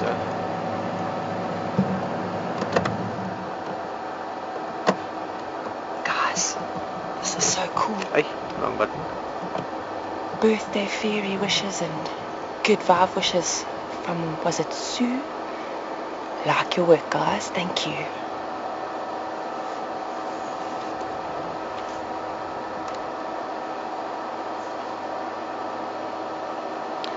Don't you just absolutely love the way these animals are camouflaged? It's an ant. There's an ant on the grass in front of her face. Is there?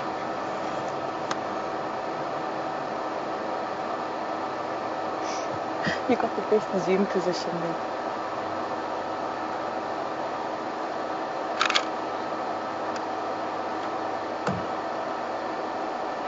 Yeah, stations looks like Tandi and some very relaxed Lalapanzi. Oh, nice big yawn and sleeping.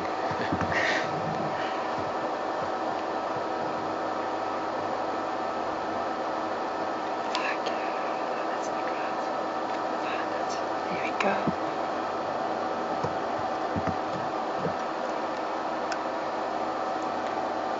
Look at that. Magic's magic. Well done. Hey? Well done, Peter. That was a great spot. Listening to the It's birds. nice on days like this when things work out. Oh, mate. Amount of times you check things like this and you don't find it. Sometimes they're there, you just don't find them. And I mean, this was just. I would have walked in here. There was enough bird noise to say that there was something, but. Beautiful. No, well, nice spotting. That's really fantastic.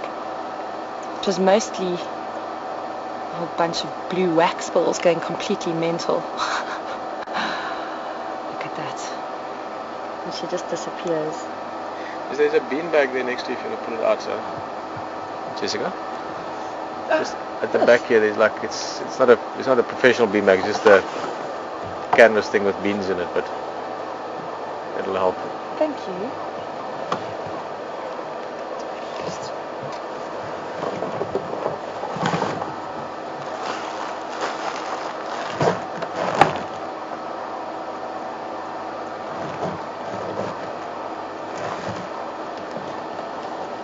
Yeah, just fold it or squash it, whatever way works for you. Yeah. It gives the structure that's needed. So she's probably relaxing, hey, before going out for the night. Yeah, I mean, earlier those monkeys, the way they behaved, she must have been in that riverbed or, on the edge of it. We just didn't see her. Obviously, she came here, she either had a drink and was taking a nap, or from her position, I would guess that she might still go for a drink. So we'll see. It would definitely be wonderful. I'm going to leave that beanbag there.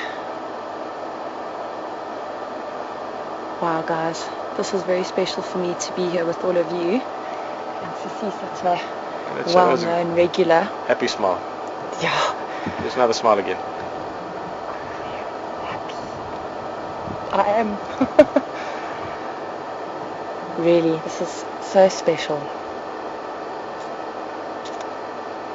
Sure, and it just goes to show you, I know Peter will definitely verify this, but so often in the bush, timing is everything.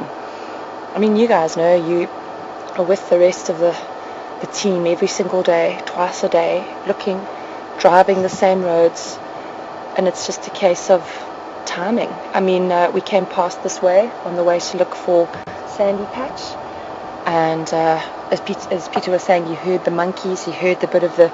Yeah, if Amanda, you can just come to Twin Dam's kerfuffle in the background. You'll see us here. Ooh. Hello. Someone's awake. What you see? And alert.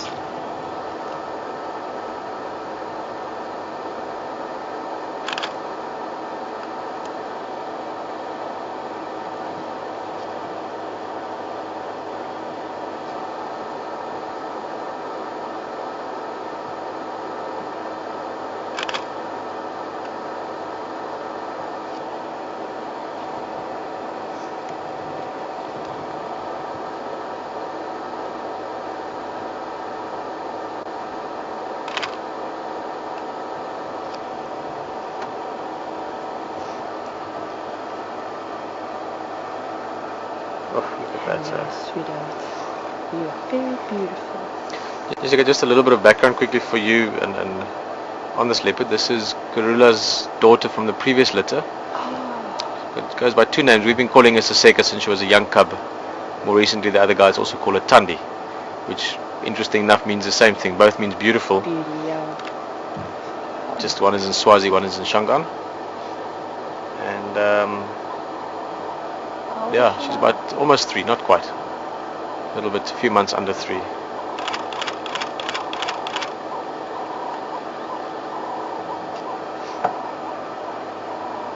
He's also the same one we saw yesterday on the Duiker kill. Oh, where you got those magnificent shots. Yeah, Peter, you got some great, beautiful photos there yesterday. You really did. So she's obviously finished off with that kill now, and she's moving on to see what else she can find. Yeah, a bit of patrolling, a bit of hunting again maybe, but she should be good for a few days. But she's a very pretty cat. I mean, beautiful eyes. We were talking about it yesterday again, Lisha and myself yesterday.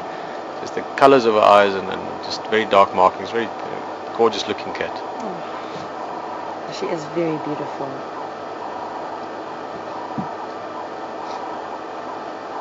Look at her, having a lovely clean. Cats are always so fastidious.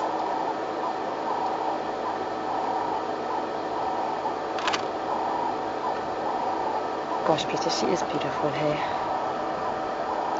What exciting moments have you guys had with her over the time that you've known her? We've had one of the things we had some reason hunts and kills always jump out, but we saw her catch a squirrel. Oh. Amazing, very, very quick. Wow. I mean, whenever I think of her still, my first memory of her is when she was tiny. She was, well, not tiny, she was 5-6 months old. And I saw her for the first time with Karula. I happened to have a camera with me, it was Graham's 30D that I still borrowed at the time, and photographed them as youngsters. So last station, go again.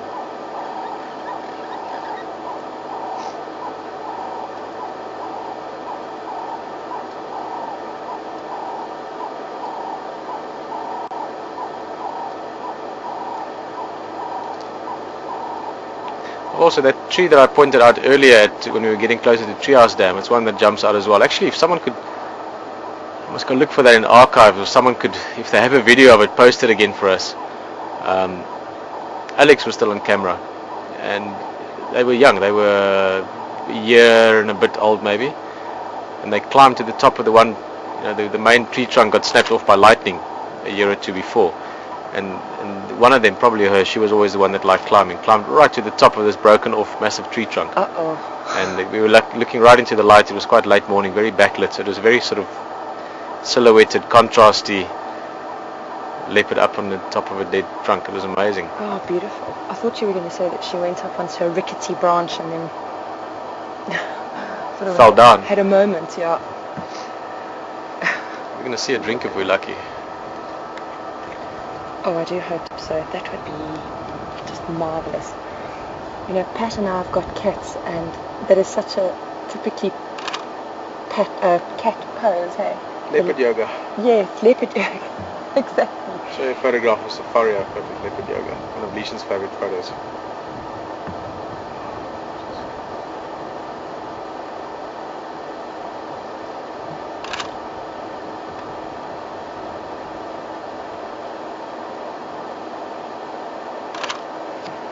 Cool, sorry guys, I keep turning my head away from the microphone. Sorry about the sound issues. I'll keep my head pointed straight in front.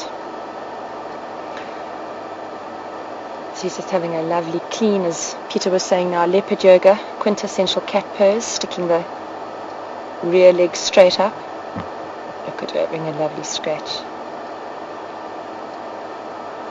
I must say it's also very exciting for me personally to be around such a wonderful, relaxed leopard. At La Palala, they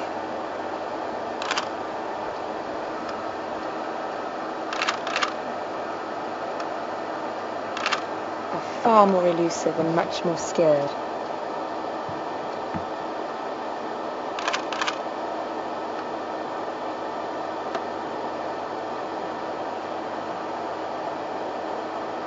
Super calm. Having a little intent to peer into the undergrowth.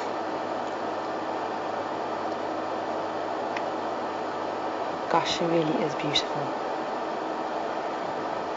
The first sort of proper sighting that Pat and I got from a leopard, I think happened within the last sort of month or two when we were there. And we were tremendously excited. It was nothing near as relaxed as this, but the leopard there are far more skittish, and it's taking them time to become accustomed to humans. There are no tourists on La Palala, So these guys and most of the animals actually just get to live their lives doing what they do without anyone ever even seeing them or knowing that they're there.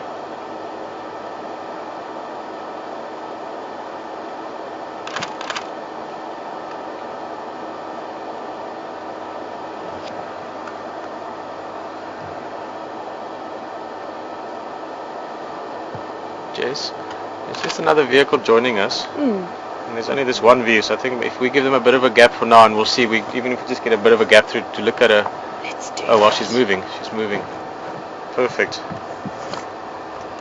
Should I move straight away? No, it's cooler. Perfect. And we're just pulling. She's walking. She's going to be behind us just now. Oh, look at that. Awesome light.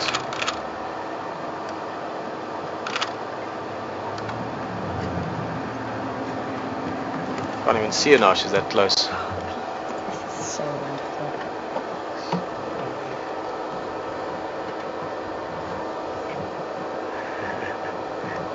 Can you even see her? This is amazing, guys. I'm blown away.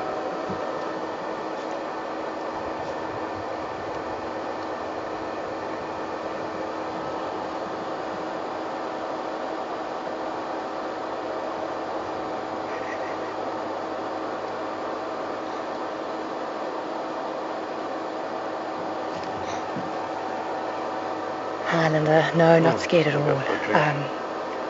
She's really relaxed. I mean, she walked straight past that car. Peter's getting awesome footage. Let's back this up. Just going to wait for them to move.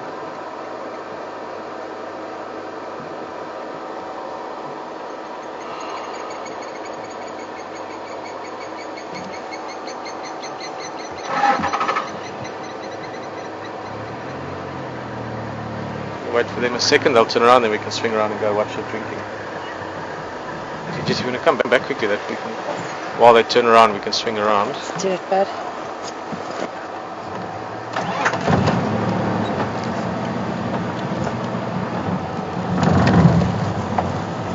Or we're going to go this way now. Oh, stunning. I'm so happy. I actually can't express how absolutely thrilled I am. This is Here's Terrence. fabulous. Oh, she's scent marking as she goes. Completely relaxed. Just go around. If you go around this bush a little bit past, Look at just her. keep going straight and then go through that gap there to the edge of the water and just wait for it to come down.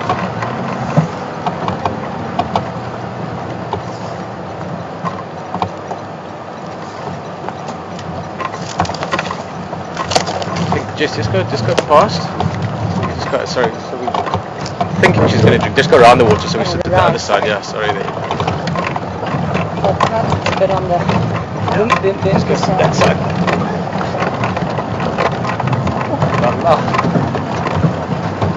A little bit more. You say when, No, babe? that's cooler. Look. Look at that view. Guys, this is so wonderful. Oof. Use that beanbag and shoot off for that. It's going to make a difference for you. Yeah, look at that.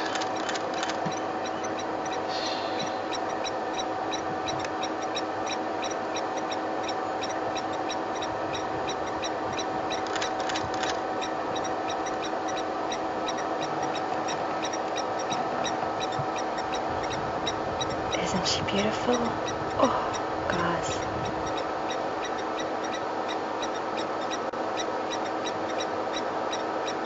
You know, you were saying earlier,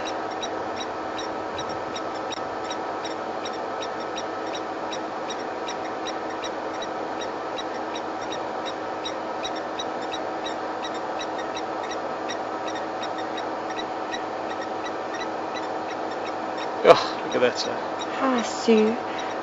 Just clarifying for everybody again and letting you know that this is Thandi/Saseka, the very same leopard that you guys saw on the kill with Peter and the rest of the drives yesterday.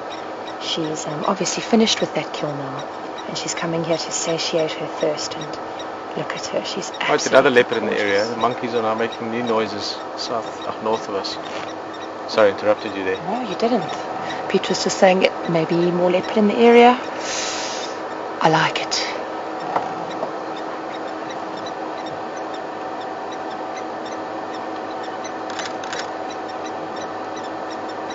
See there, she's listening as well to the same noise.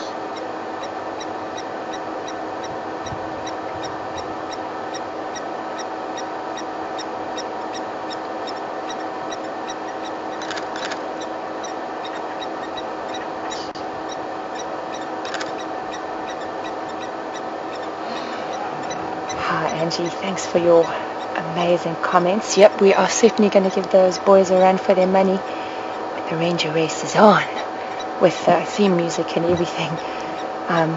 So pleased that you guys are getting such awesome viewing today. It makes my heart happy to know that you're just getting incredible stuff with Wild Earth. It again is such a privilege to be here and to be part of such an incredible environment, to be here, part of the team. Look at that, isn't she beautiful? I'm so glad. It's also those birthday fairies and good wishes we were getting from you guys in the beginning, hey? Definitely the good karma has come across the miles to reach us here in Djuma, Southern Africa.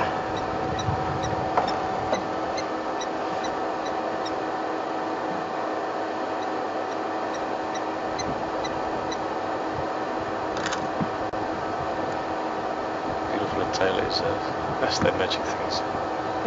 Really.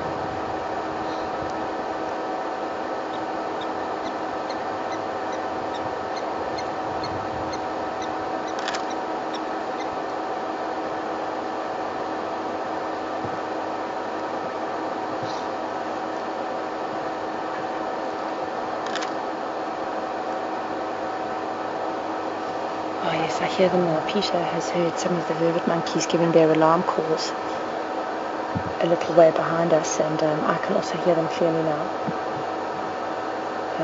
Hopefully, with any luck, it's indicating another predator, maybe even another leopard, as Peter was wondering. Maybe we'll be lucky!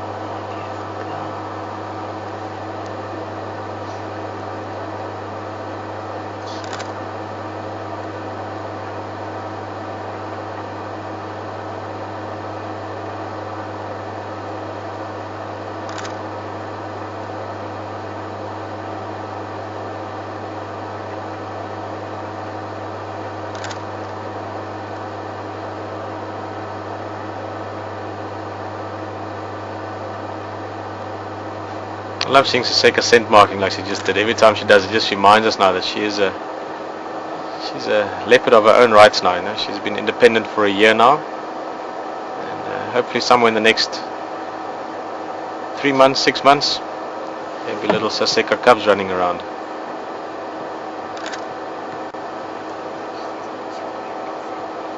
Yeah, so I've got to stay on game drive for now. Hi, I just had a question with regards to what lions and leopards actually see when they're looking at a game drive vehicle. I'll get back to that question now. Let me quickly start the car, and then we can get moving to get you better visuals, and then I'll get on to that question. Bear with me just a moment. Second there. Andrew, you going to fumble or are you going to stay with the Ingwe?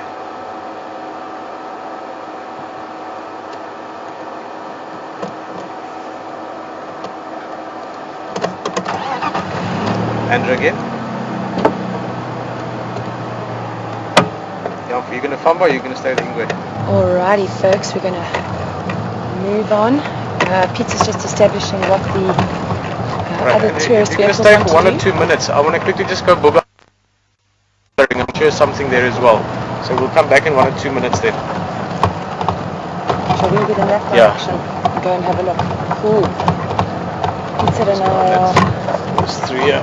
off to go and see what the alarm calls are that what the vervet monkeys are making alarm calls about. Maybe we can find something else. Something exciting. Like an leopard. Right.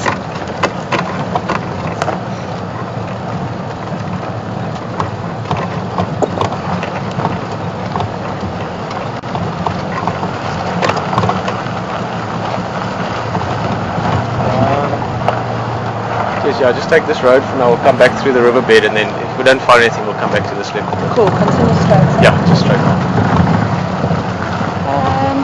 Also, Pete, you must just let me know. I'm a new kid on the block. What you guys would do? Take a break?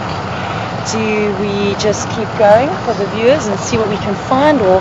Yeah, we can take a little break just now, baby. Let's just quickly see. I mean, if we can find perhaps Karula or something else around, stretch our legs in a bit. I like the way you think. Catch action at the moment. Yeah, guys, to get back to the question about what do lions see when they look at a game drive vehicle full of people, and what do leopards see? One of you was saying that when you went on a recent safari, the guide was saying that the lions, when they look at the vehicle, don't see the independent parts on the vehicle, that they just see a whole. But the leopard are able to distinguish between individual elements. Little road in here, Jessica, so just take a right here. Just right. That's quite interesting. I have to say that I do know definitely that lion just see one straight sort of unbroken form when they look at the vehicles. Smells like lilies. Might have a little bit of signal breakup lower down, but we'll just have a quick look in here, and if there's nothing, we'll come out again. Okay, brilliant. Peter was just again pointing out that we might have signal breakup. Busy learning where those spots are. Go, little tree squirrel, go, go, go!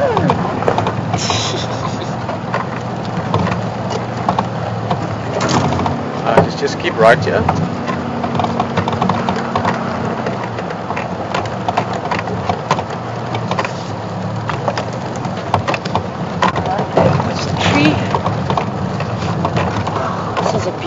Yeah, it's a cool spot. Riverine area. This is. I don't think we'll be able to pass all the way through, but let's just go down. There's elephants pushed this tree over the other day, but it's around here. I don't see the monkeys, but this is where they were crawling. Oh goodness! You weren't joking when you said the eddies pushed the tree over. Wow. Yeah. Well, I don't know where the monkeys are now. They've stopped calling. But if there is a leopard around, it'll probably head down to Treehouse Dam as well. So maybe we'll just go back there for now. And have a little squizzle. Wow, this is really beautiful here. Yeah, it's a cool area. Yeah, go.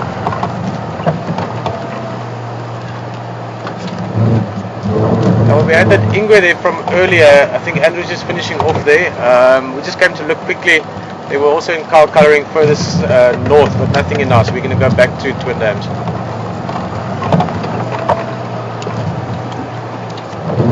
Alish was also saying. Yeah, we had Tundi there. Maybe we should also go have another look at Sandy Patch. No, I was waiting back there. Now I'll give you an update as soon as I'm back. Sorry, Jess? No worries. Lishan was just saying we should contemplate where to next. Shall we go? Let's quickly see about that leopard. If she's still there. If she's left, then we'll take a little break maybe and then head for Bafusuk Dam. That sounds like a correct plan to me. Yeah, so going back to the question of if leopards are able to distinguish individual forms on a vehicle, I'm actually not sure, to be honest. Peter, what do you reckon? Because to me, when they look at a vehicle, it's just one big form, and of course with overwhelming smells of oil and diesel or petrol. Do you think a leopard is able to distinguish individuals on a vehicle as opposed to the whole? Yeah, I must say over time my viewpoint has changed slightly with the experience of looking at things rather than what people typically say. I mean, as a guide, if you explain it to a guest on the vehicle, you tell them that, listen, stay part of the vehicle because the animals look at the vehicle as a shape. From left here. Sorry. We'll go back to the yes. dam rather, yeah. With the vehicle, I mean the animals react to the vehicle to a human, but with leopard, but even with lion, yeah, just keep it straight down that one. Signal breaking up. Oh, sorry, Leishan talking as well. There. Okay, Leishan was just saying that we had a bit of a sound problem. Okay, cool. We'll wait for the next area. Okay. Yeah, because our thoughts on that would be good to hear, you know? As I said, I don't know exactly.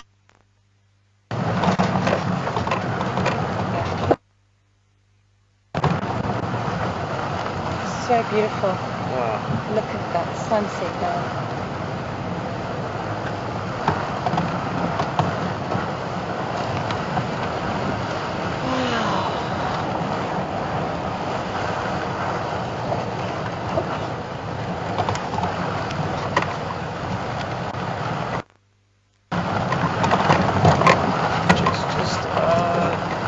Let's head back on the road for now. So just Yep, he's gone. Peace, yeah. So just to finish off that quickly, but with more time and experience, I've certainly leopard even more so than lion, and also the jigger. Obviously, it's a different configuration. But I've had various cats look at me or other camera people on the back, or when I'm sitting in that seat and I'm taking photographs, look at me as an individual. They can recognize the human there, but they don't perceive it as a threat because of the overall picture of the vehicle. The whole, yeah. Yeah, that would make the sound sense. Yeah, I think it was Linda who was asking earlier when you were saying, am I scared? I have to say no, not in this particular instance. I'm not saying I haven't had close calls with animals. I mean, you've been with Peter and them long enough to know that that does happen. And the reason why was because Thandi was so relaxed. I mean, she could see us, she could see the vehicle. But I think, as Peter was saying now, you know, she didn't see us as anything of a threat. You could tell from her body language that she was very, very calm, very relaxed, just going about her business. All very, very awesome and wonderful situations to be in. I confirm she's crossed east there, bro. Has she crossed east?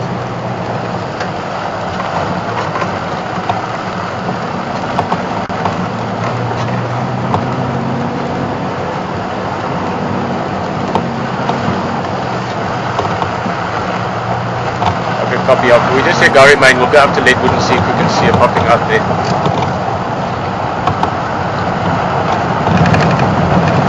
Are they still with her? Are they still tracking?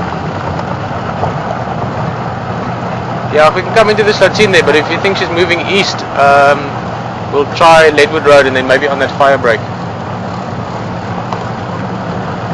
Let's keep going straight for now.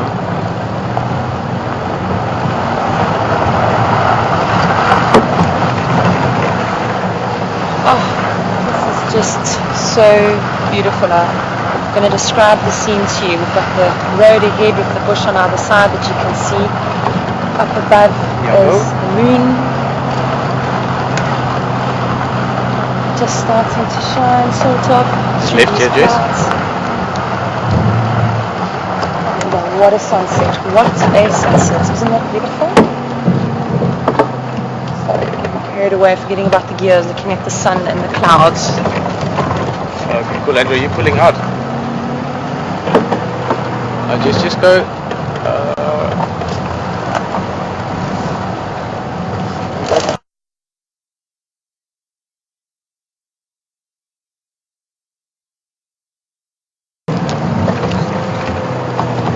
Just turn around to. That's cool. I'm fine. Because that's not left there. Hey, just sharp left here. It'll be fun. I thought yours is down. Yeah, it's just straight up from there. Should be fun. Otherwise, in motion, it might work a bit easier.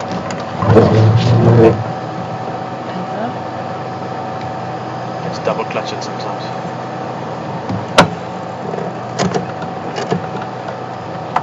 There we go. Sorry about the thornbush, matey.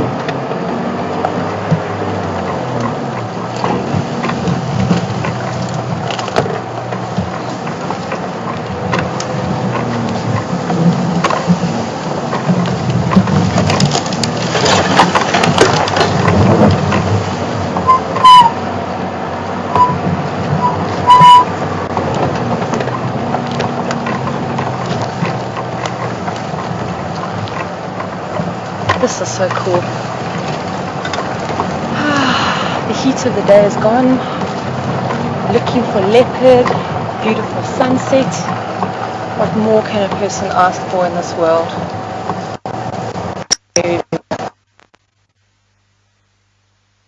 Riverbed, just turn right into those tracks. Jess, maybe just go. You can go straight just over that log. It'll be fun. People alright? Just first, yeah, a little bit left. Just right. Nish was saying that we got bad signal area. Yeah. Go, Andrew. Go A left. little bit more left. A little bit left. We're just coming into the riverbed. You can take a right in the riverbed.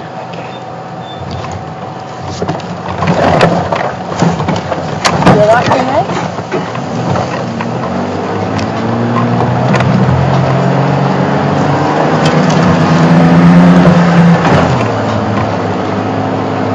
Copy on. We're just in the riverbed. We're coming north, and will we see you?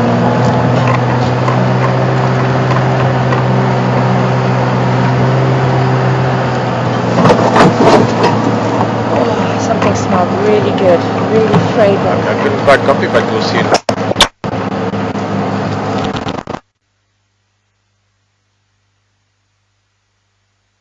Thanks, Andrew, and inform us in any. Oh, come back a little bit. A little bit. Stop. I don't think you'll see it from there. Yes, that's amazing. So we'll check how our signal's doing.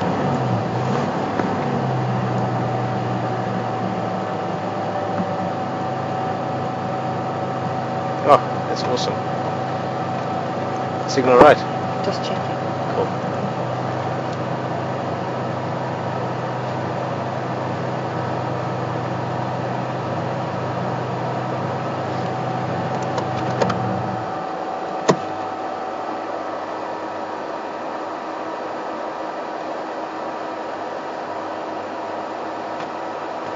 Oh, we were going through a bit of bad signal back there. So I hope it's alright at the moment. Super. Good to hear. Thanks, Leash. It's really awesome having you directing a drive for me instead of a slap show. What a view, huh? What a view.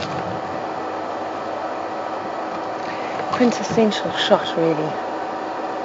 Predator with profile on top of anthill and the glow of the African sunset. I mean, that's just beautiful.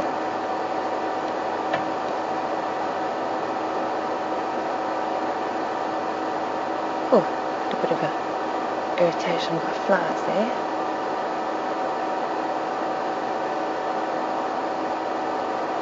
Wow. This has been a very, very special day for me. As I was saying to you guys earlier, you know, the leopard at La Palala are not very habituated. They kind of tend to keep to themselves, and every so often you catch glimpses of certain ones. And Pat and I had our first really awesome sighting of a leopard about 2 months ago when we were up there doing some filming. And it was just very special. Very young leopard at night. And as Murphy's Law would have it, our sort of batteries and so forth started to fail. And so we ended up not even filming, we just ended up switching off and enjoying the experience. It was really, really special. And yep, today is going to be one of those special days that I'm going to carry with me always.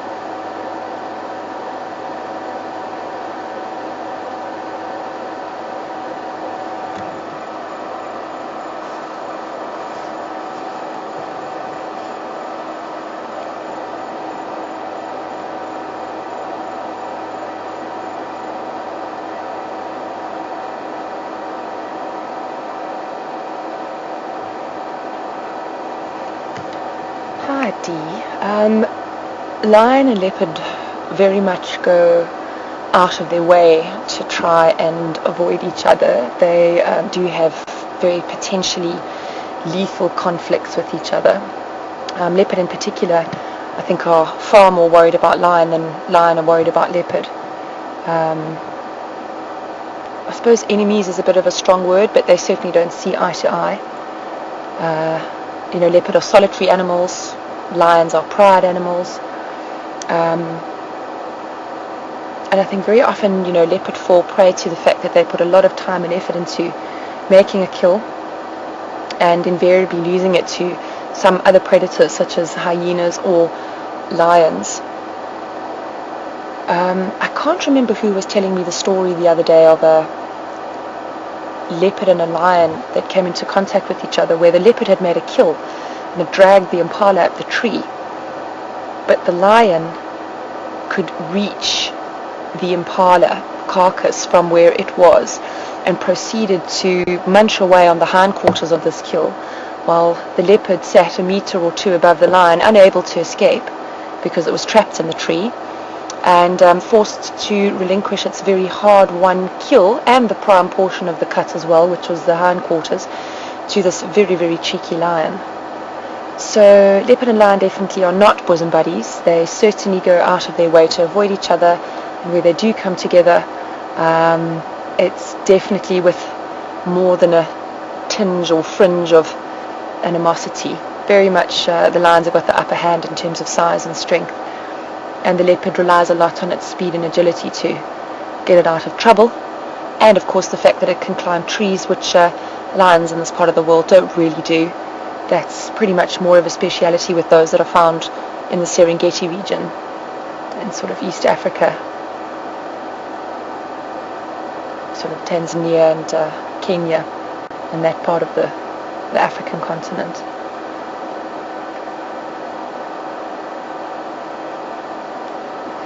Yeah, it's a very tough place out in the bush. Everything has its place, and I think the most remarkable and miraculous stories happen out here every single day, and we're not even aware of half of the things that go on in the struggle for survival. I mean, that's basically what it is, really. All these creatures living their lives, doing their best, and following their instincts.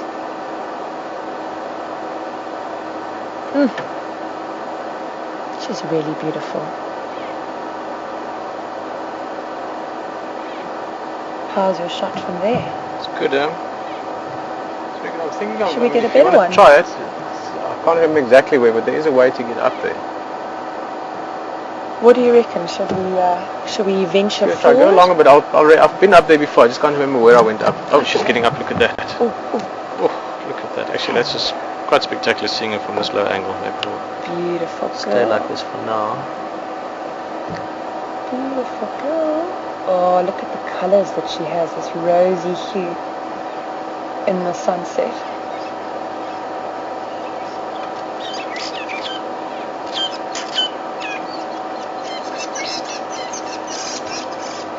Bunch of very noisy starlings having a bit of a fracas with each other. Yeah, no, I can't see much of it. Let's try and go around maybe. Can manage. Might be too difficult, but I think it's good. We're going to give it a go. We're going to see if we can go around.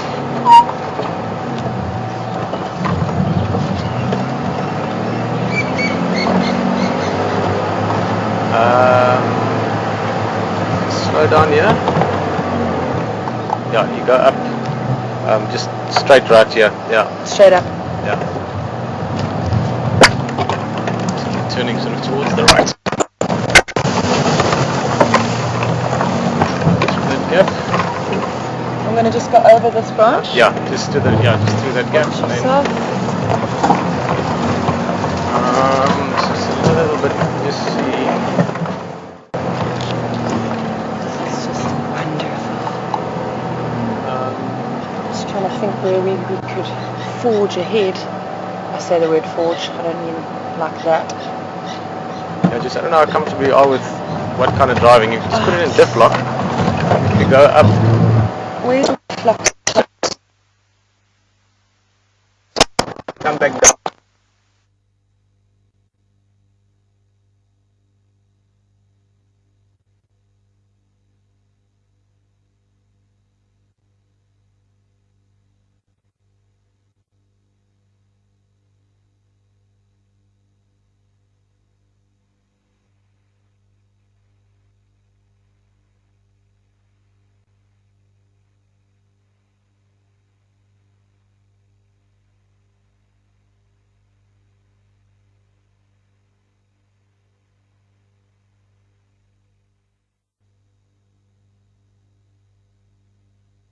Unfortunately. So let me go forward. Yeah, just go to that spot there for now. And then see if signal's good enough. Maybe just give a link for a break then. Stretch our legs a bit. Okay, you call it. Shall I let her know? Can you communicate with her or shall I do it? Well, I'll speak to her now. Yeah, we're not gonna... We're not going to see her unless she comes towards us, eh? I think we've had a spectacular view. Maybe call it for now. Jess, I think... I'll just speak to Alicia quickly. So, different channels here. Hang 5.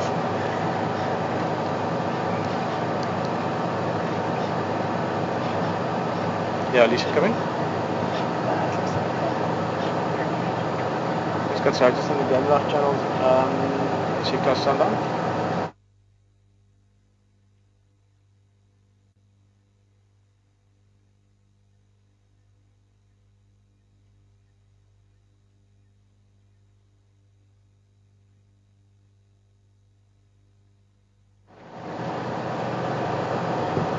Cool. We're going to do it. Yeah, take a little break. Yes, we're going to have a little break. We're going to leave Tandy in peace. She's very beautiful. And we're going to go see if we can find Sandy Cat and that little cub and get a better look at that baby. So we'll see you guys later. Or shortly. In a bit. In a bit.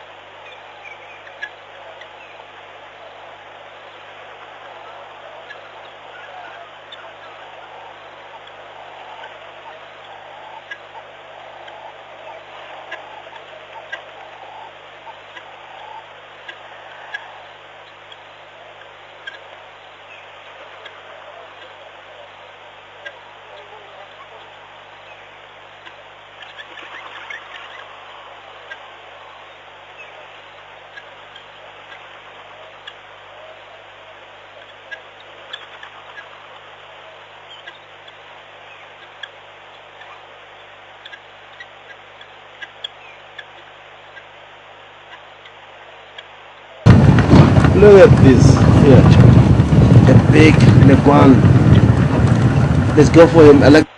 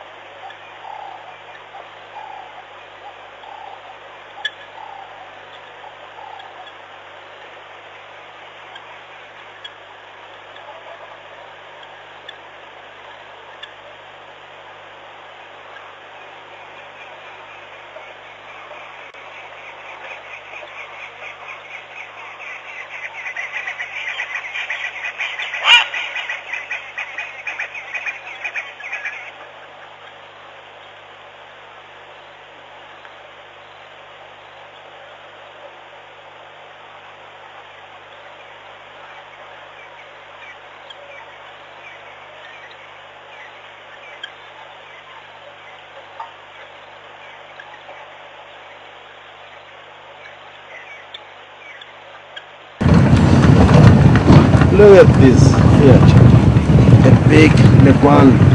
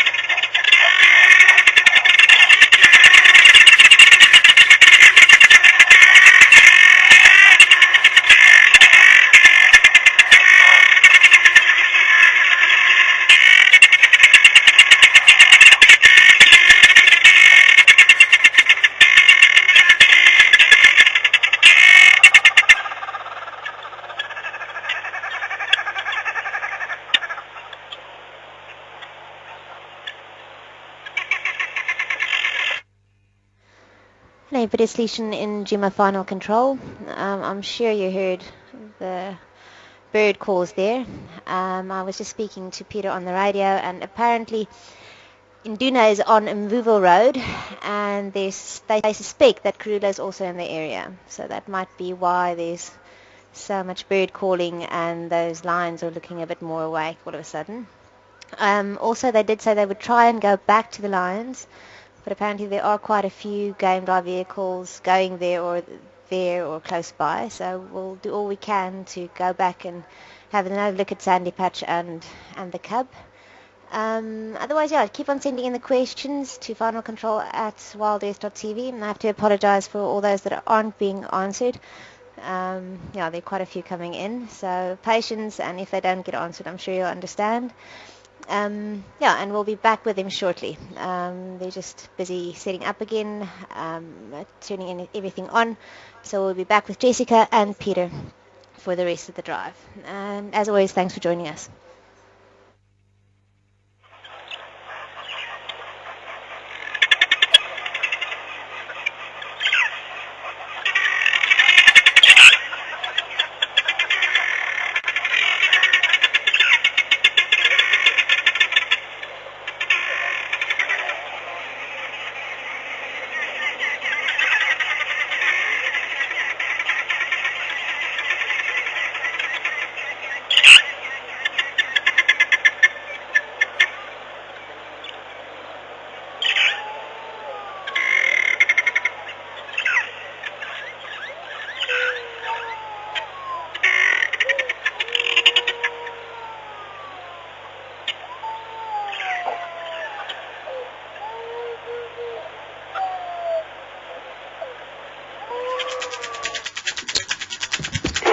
Seconds to countdown. Powering up. Standing by for an aftercare. 2 seconds good. Sound is good. Stand by for the countdown. Copying you 5-5. 5, 4, 3.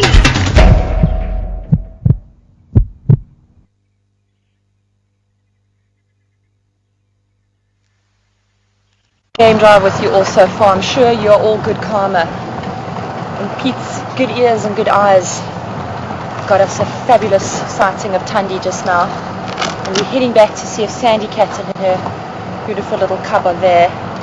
It's been such an awesome drive with you guys. Thank you. I also just wanted to say apologies to you guys. It seems that there's a huge amount of questions that are coming in that we're just not getting to. I'll ask the ever lovely Leishan if she wants to throw those in Peter and my general direction, and we can get to as many of those as possible.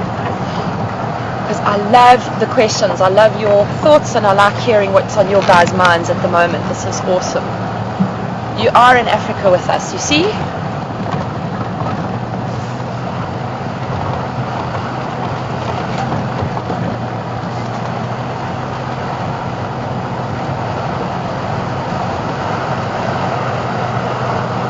Sorry, I think Monica was asking a question with regards to the lions. My signal was a bit bad. Could I ask, Leash, could you just repeat that for me, darling?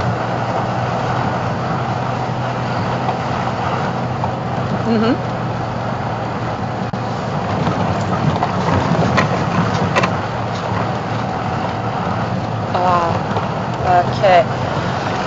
Really good question, actually, with regards to leopards tolerating each other. In the case of Karula and Saseka, there comes a certain point between a mother and her cub. In this case, Saseka is obviously a female, where Saseka really would be obliged to go and create her own space and her own territory.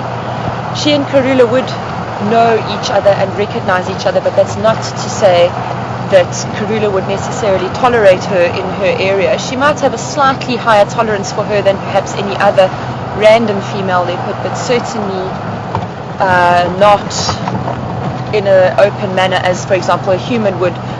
Certainly have no problem with her daughter kind of maybe coming and sharing the same house. You know, everybody lives together.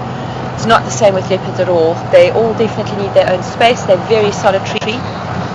And you'll usually find a whole bunch of female leopard territories encased within a dominant male or two. Males certainly don't tolerate each other.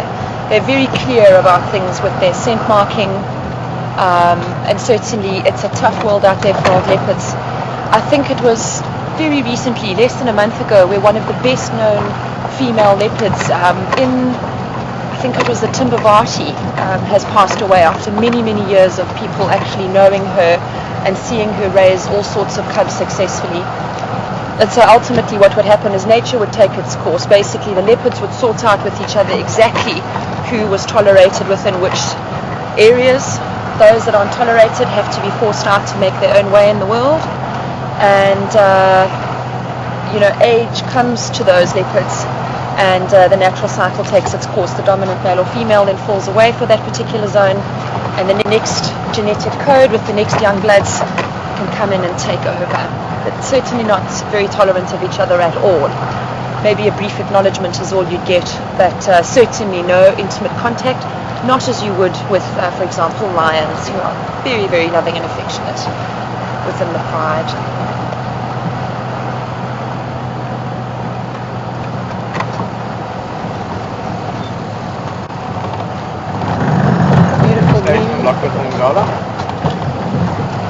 Beautiful sunset. And you are the US Sunnypet.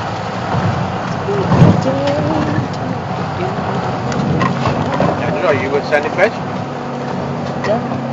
Let's see if we can find Sandy Patch.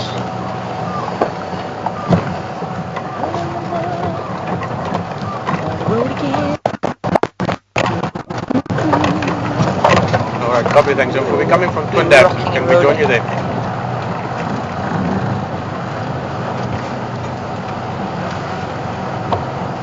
Like Alicia, as you ready, keep those questions rolling on, honey. Otherwise, I'm going to start humming, and that's not good. Not good for the viewers. Yeah, no worry, information. We can find another view there. Cool. Peter's on the back, busy chatting with the other rangers. Yeah, just go. Checking who's who in the zoo. Here we go.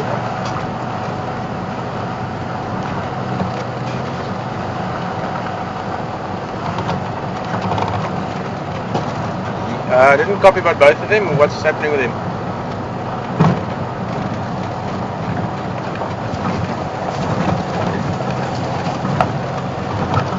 Wow, got a great question from Keith in Wales with regards to the Mapocho pride.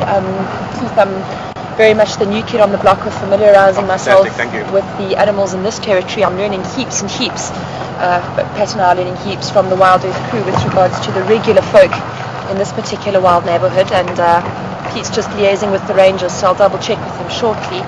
As far as I know, the Mapocho pride kind of stick together and just rage a reign of terror over the sort of other prides in the area. As we were saying earlier, Sandy Patch and two of her cubs, and in fact Sandy Patch's pride, I think, have fallen victim to those. I think Pete's finished now. Let me run that exact same question. Keith from Wales just wanting to know if the Mapochos sort of are a tight-knit group. Are they often seen together? Sort of what is the dynamic of the Mapocho group? Okay, just quickly, so we can keep going. If you're looking down towards the left there, in that sort of hole in there, there's a spotlight. Oh yeah? And maybe you can flick the, well, we don't even need the headlights yet, but just so we have it ready. Keith, the Mapochos haven't been seen as a group together, all of them, for a while, as far as I know. It might have been in the south at some stage, but not to my knowledge. What's up with that? It normally works. We'll have a look just now. Don't worry about it yet. Spotlight just playing up. It's okay. Got it. Sorry, I need to sneeze. Sorry, Keith. Bless you. Bless you. What has happened in previous cases where such large coalitions took over areas, and I have one specific study in late 80s in Serengeti where there was also a 7-male coalition. Once they become dominant, which the Mapochos certainly have, I mean, they're still marauding around occasionally, but the sort of the big issues that were happening were, some of them, over 2 years ago already. So they've settled down to a large extent. Keith, so I'll just speak to the game driver in a second. So more and more now we're seeing two specific Mapocho males up in the north. They're seeing two specific males more southwest, and then further south another two. So basically they've broken up into separate groups. I'm sure on the odd occasion they might be together, but they don't challenge and compete with other males as a big unit anymore. They've sort of settled into dominance now and more often seen two together. Andrew, come in. Radio. Andrew, come in. Oh, Keith, I hope that answered your question. It was enlightening for me too to kind of Andrew again. hear a little bit more about that dynamic, understand exactly Andrew again. what's going on with all the lion and pride activities in the area. Man, that night when there was that night drive with those lions, I know I mentioned it earlier on, again. but holy cow, guys, that was one of the most intense lion vocalization sessions I think I've ever heard in my life. It was just amazing, the power of that sound.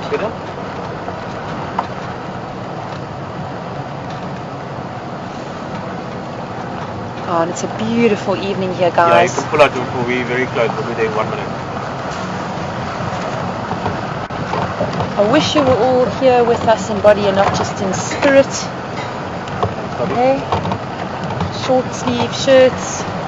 Definitely winter into summer has turned the corner. It's really awesome.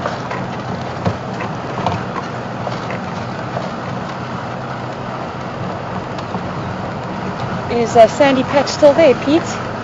Yeah, she's still there. And the game drive vehicle just leaving. So. Our timing is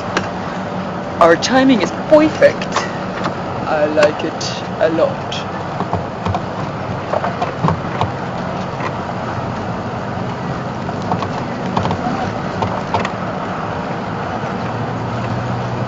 Fantastic.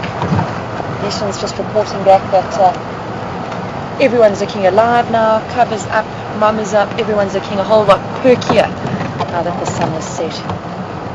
And there goes the game drive vehicle, guys, and this is our moment, Wild Earthers. We move out the way. No, it's fine. Cheers, Andrew. Hi. Bye-bye. Enjoy. Fantastic. Thanks, Andrew. Have a lovely evening. Bye-bye. Happy faces. Awesome. Oh, guys, this is it. This is the pièce de résistance with regards to today's game viewing. To come back and end the day with Sandy Patch and the cup. It seems that they've Use the headlights for this one now. That toggle to the left of the next one, just down from that. There's a smaller one. Yeah. to hear the baboons giving their alarm call. Beautiful ones. Oh, listen to those baboons having an absolute apoplexy about the presence of these two, even though clearly they are not in any rush or hurried agenda. Okay. Perfect. They're happy. Yeah, it's Good perfect. shot for the viewers.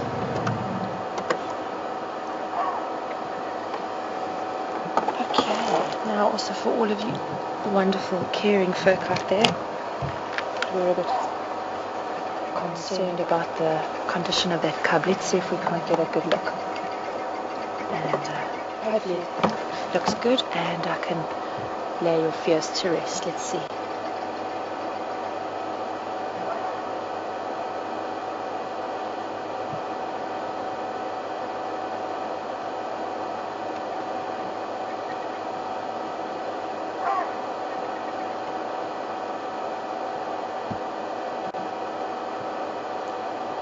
Wow.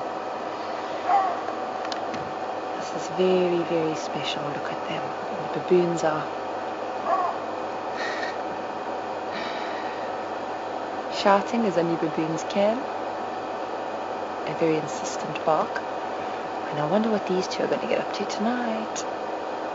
I have to say that that cub actually looks, certainly the way it's lying now, looks very comfortable, looks in good condition. Its eyes are bright, its little face is looking healthy, its fur is quite sort of, not shaggy, that's the wrong word I would use, but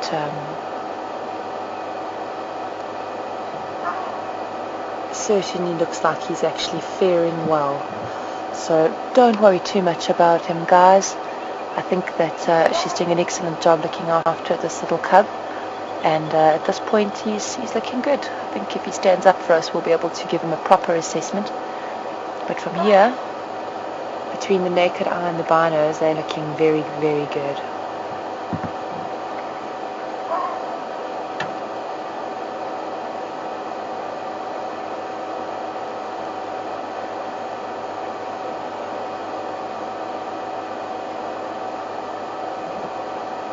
Wow, very intently looking across the water. You do have to wonder if they're perhaps pondering what's on the menu for dinner tonight and for your tailor. The lodge looks beautiful with all the lights on.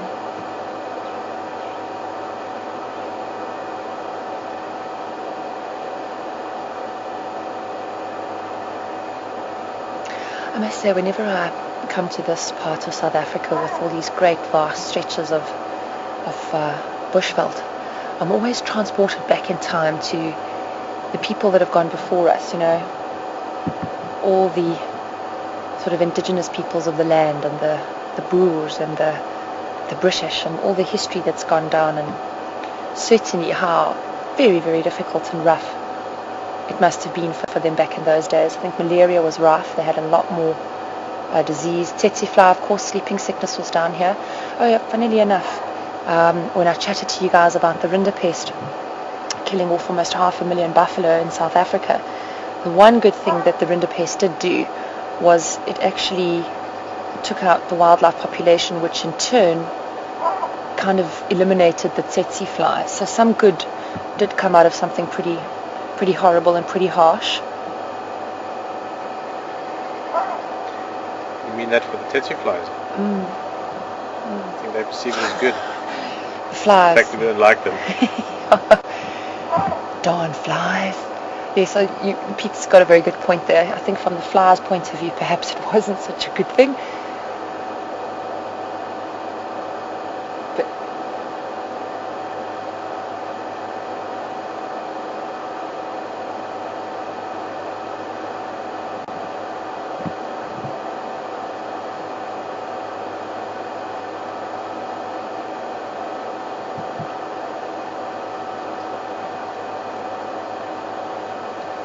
Robert, no, these lion are doing just fine. These guys are definitely not starving. They're both looking actually in quite good shape. Even though it is a bit tough on them, they're obviously making their way through each day. They are looking pretty good. In fact, I'm going to ask Peter this, because he sees these lions far more frequently than I do. From here to my eye and looking at them through the binoculars, they're looking beautiful. I'm not seeing a huge percentage of parasites on them. Very often when lions are unwell, their fur is looking awful. They have a large number of ticks. They're actually looking good. I don't think that they're starving, but let me ask Peter to give you guys a bit more of that. What do you think? Yeah, I mean, they're hungry, but they're not. I mean, there's a difference between being hungry in terms of not having eaten for a few days, which is the case here. I mean, both of them. She would certainly try and hunt tonight or tomorrow night, but they're far from starving in terms of exactly that. They're healthy and they're looking good, but they just they could have done with a meal by last night, or certainly tonight or tomorrow night. So they're looking a bit lean, but not starving at all. I always get a bit sad when I see this group, because I mean, unless it's some kind of something close to a miracle happens, this young cub we're looking at now is, as far as a lion living in these conditions go, pretty much doomed. A single male with no other pride members and no other cubs in the pride to form a coalition with as he grows up. His chances of making it to maturity is very little.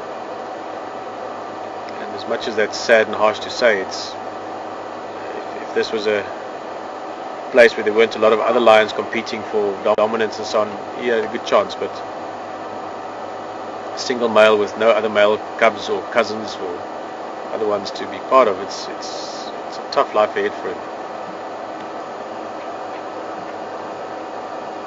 And he's a beautiful, absolutely gorgeous male. He's a beautiful cub, I mean, like any lion. But the specific one is quite blonde, pretty. He looks quite animated with surroundings. But he's had a tough go of it already, having lost his other siblings. And yeah, I get a bit sad when I look at him.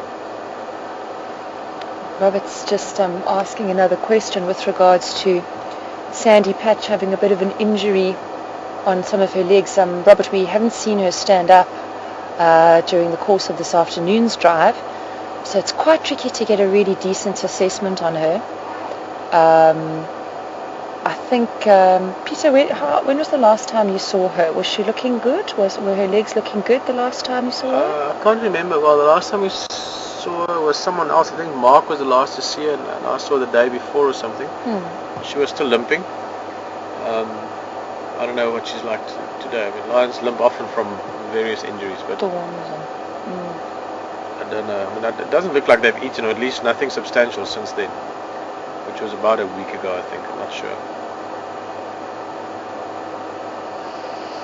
Yeah, guys, it's always tough to kind of get to know a couple of very special animals like this and know that, you know, according to natural laws, the odds are kind of stacked against them a little bit. It's never easy, especially when you know that they've survived against all odds up until this point. Certainly she's looking pretty good. Haven't seen her walk, so we can only hope that she's actually on the mend. Hey, sweet girl. A beautiful girl. Yes. Guys, what a privilege. What a privilege to be sharing this with all of you. Just another fantastic night in Africa. Got the moon rising in the east. The star right next to it. Would that be Venus, Peter? Do you know your stars? I'm never 100% I'm not sure if it's Venus at the moment. I think probably Saturn, just where it's sitting in the time. Just looking very, very pretty next to the moon. Behind us we've got the last sort of soft pinks and so forth fading. The hippo just coming up for a breath of air. And that wonderful calm, that gentle, beautiful calm that settles over the bush at this time of day. You know, everything's been so hot, and suddenly this new energy comes in, that sort of swapping over of day into night. It's very, very magical. I remember Peter asked me once on one of his fireside chats, which is my favourite time of day, and I remember talking a heck of a lot then about dawn. But there's also something magical about when the African night starts. And of course, sharing it with such beautiful animals like these two really just seals the deal. It's a whole new world at night. You can hear the scops owls in the trees, pearl spotted owls, the cutest of little owls, really cute, with this high-pitched little pew pew sort of noise. A couple of weeks ago we even heard a giant eagle owl there were a pair calling from the trees here just near this dam. It was very special. Crickets. Oh, magic.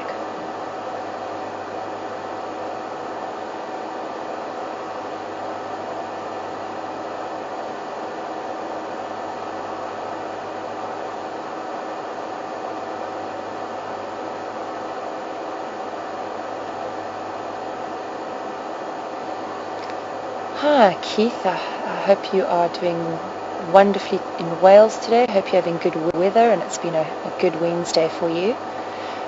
Good question that you have there with regards to whether or not this cub is a sibling of one of the Mapojos. Again, I'm going to ask Peter if he can maybe shed some light on that. One bit I can share with you is if this cub is not of the Mapojo's genetic line, then he is surely a target for them the next time they come through, because lions do commit infanticide with other cubs that have been sired by other males. But I'm going to hand over to Peter. I think he'd have a far better idea. I can't remember if there's a consensus about it from anyone. Who else might have mated with them? Manileti males were around back then. But as far as I know, yeah, the Mapojos are most likely the fathers. And the cub should be fine, but I don't know that for a fact. We only started seeing her again. We saw her in January.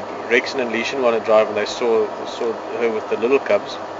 And then I think we had one sighting since then, until more recently. So we didn't see them for about 6-7 months at all. So it's a bit difficult to keep up with exactly what's going on just from bits and pieces we hear from people. I don't know, Karen or Colleen might be able to give us more specific info, but yeah, it's a very good chance Mapocho's are the father, or at least think themselves the father of this cub.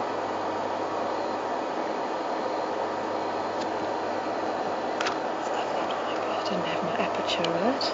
It's a couple of big blurs.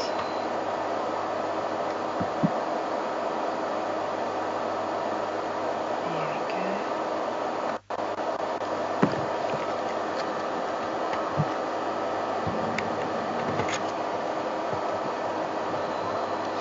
So I'm not 100% sure on who's the daddy, No. so to speak, eh? Well, I wish this little guy lots of luck.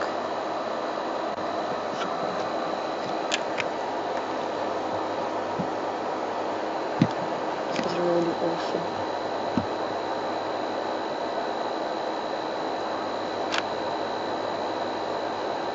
Again, I forget to set my exposure.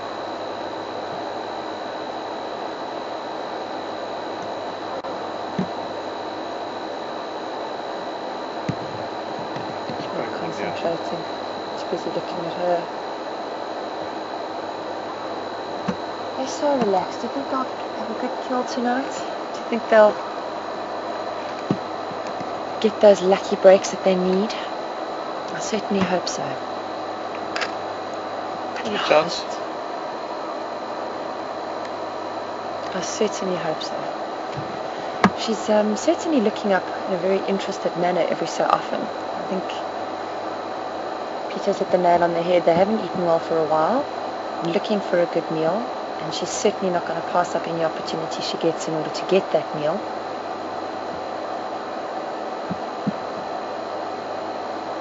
Always wonder about these guys, forevermore. It happens so often when you're out in the bush and doing various things, and you encounter different animals like this. It's like they added to this incredible database repertoire of memories that one has, and forevermore I will always remember this female sandy cat and this little cub and wonder about them, wonder how they are. Did the little guy make it? Think of the Mapochos. Where are they now? What are they doing? I think you guys all had a look at that one magnificent bull elephant that came through to drink here at the Gari Dam. I think it was about 2 weeks ago. It's been a long time since I've seen a male elephant with tusks that beautiful and that size. And he had a collar on, so he was part of the sort of scientific ongoing studies surrounding elephants within this greater Kruger area. And forevermore I will wonder about him. You're doing random things. Suddenly you've gone to the shops to buy the milk, and you can think to yourself, hey, I wonder what happened to that amazing bull elephant. Or the next time that you're sitting in the car going to work or on the bus going to work, you can think, hey, I wonder what Sandy Cat and her little cub are up to now. I love having thoughts like that and kind of sending a little thread of spiritual thought back to these guys. You never know. Hopefully it'll help. Especially in such tough circumstances. Yeah, Charles, nothing new. Sandy Patch and nothing else to learn about.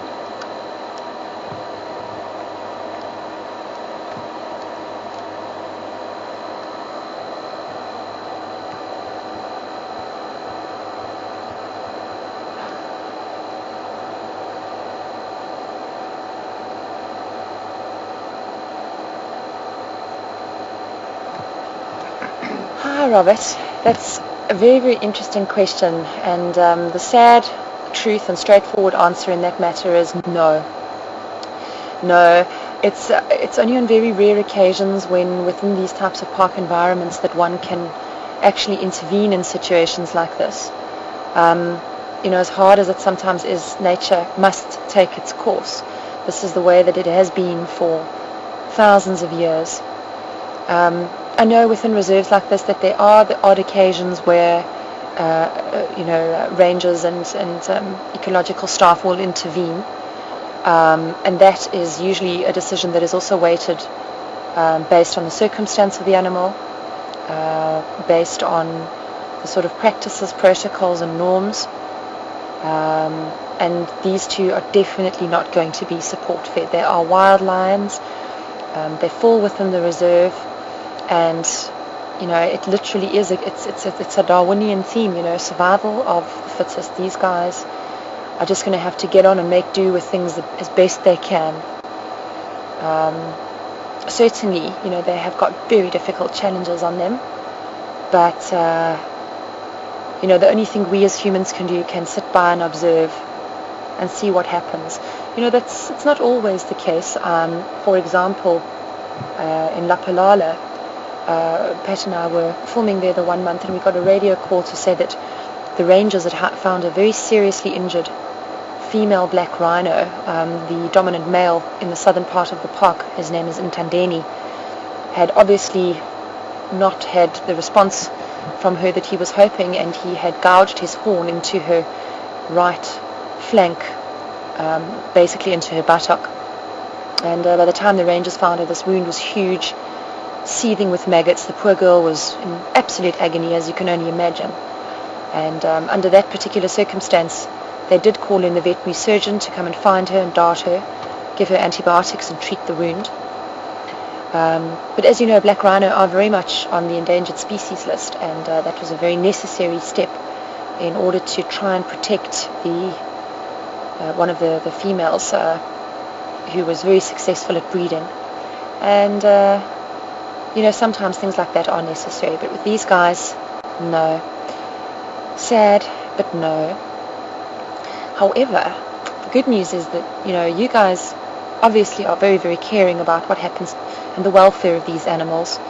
You've got the incredible Wild Earth team who are out here every day, twice a day, and I take comfort from the fact, and I'm sure you will too, that no matter what, these two are not alone out there. I mean, yes, they are alone on one sense, but on the other sense, they've got you guys watching out for them. They've got the Wild Earth team sort of keeping an eye out for them, wondering about them, speculating about them, and you never know. Maybe this is one of those truly incredible miracle stories, and these guys will make it. But certainly at this point, it's not a very happy situation, and you just got to let things happen naturally.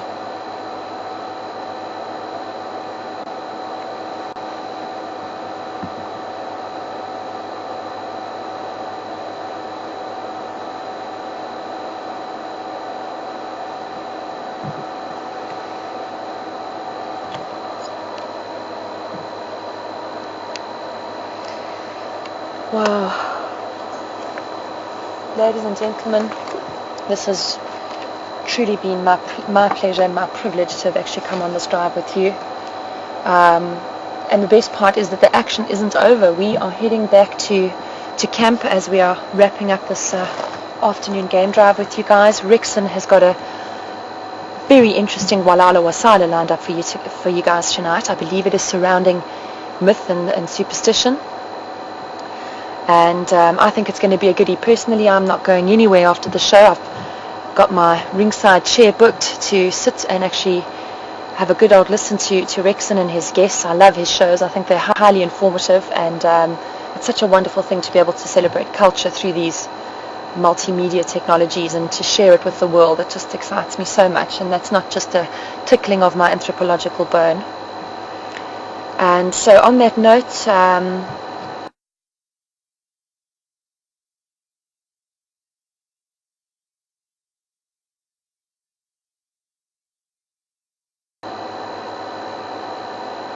wow, because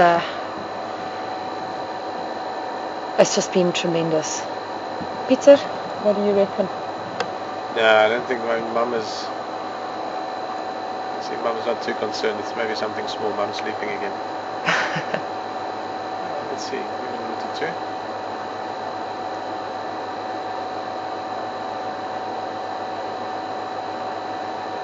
don't think really. Maybe it's something small. Might be a little something Mouse or scratching. a bird or something. Yeah. And again, guys, before we leave these two, I just wanted to reiterate Peter's observation earlier on where, don't worry, these two are actually, they're okay. They're looking pretty good. As Peter said, they're hungry, but they're not starving. They're certainly faring better than us could have hoped, and it's just been so wonderful to have come across these two. Really, it's made my day. Between that and Saseka, well, I'm on cloud 9.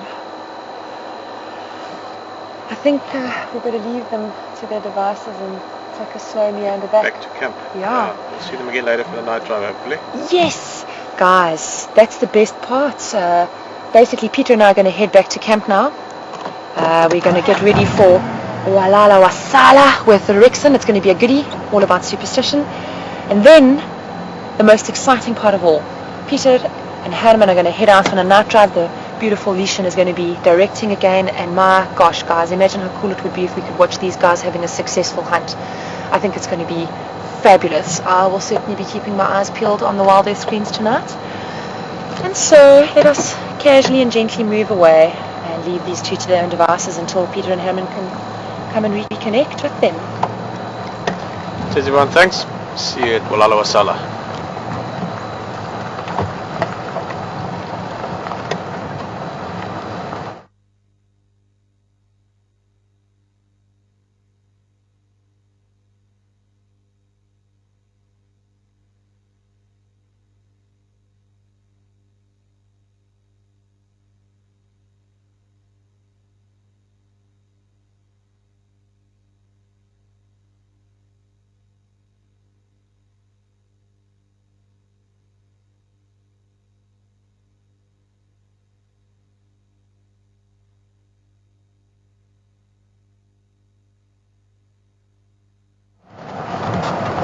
Copy?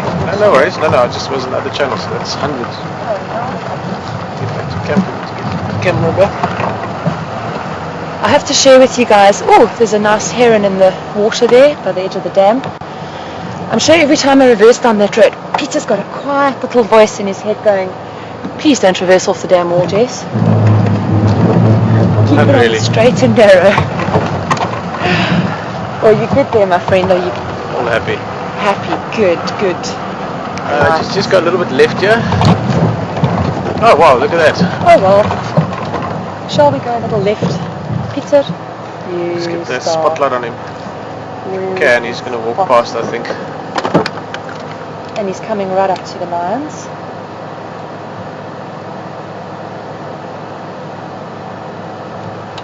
I wonder if this guy realizes, he looks like quite a youngster, that there's actually a female lioness and her cub on the damn wall. I don't think he's got a clue. No, he's going the other way. Yeah.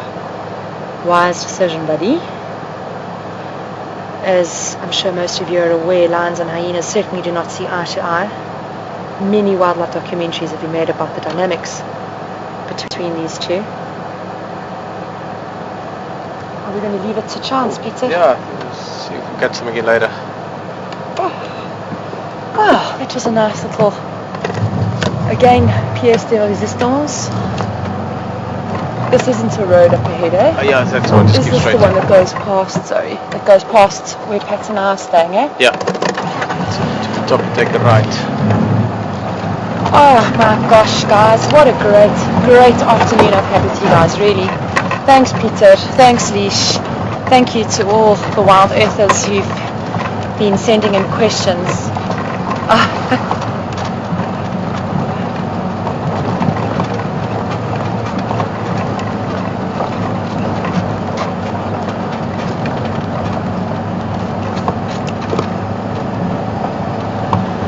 Wow, guys, really, you've touched me down to the depths of my soul. Leishan's been feeding back to me with all of your incredible comments, incredible questions. It's absolutely mind-blowing support. I mean, really, what more can a girl ask for, hey? Really, thank you, guys. You know, Wild Earth wouldn't be Wild Earth if it wasn't for all of you guys. You passionate, wonderful people out there who care. You join every single day.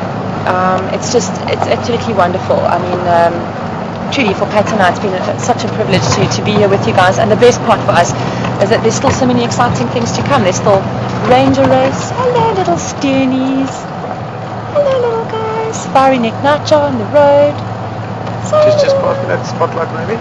Oh, sorry, I keep forgetting. Put the brights on. There you go. Just that the other lever forward, yeah. There we go. Awesome. Great, learning all the little nooks and crannies of the vehicle. There's another fiery neck nightjar, another quintessential bird of Africa that makes the most beautiful sounds. Thanks, guys. Really, what a tremendous audience. You know, to share this kind of thing with people like yourselves just really does. It fills my heart with joy. It's not over yet, guys. We've still got a Ranger Race, girls versus boys. It's going to be absolutely wonderful. I can't wait. Nishan, I hope you've been working on that theme tune for us, darling. I'll tell Peter and Pat they've got to work on a little rendition of their own on the side. That should be quite good. Viewer suggestions are welcome.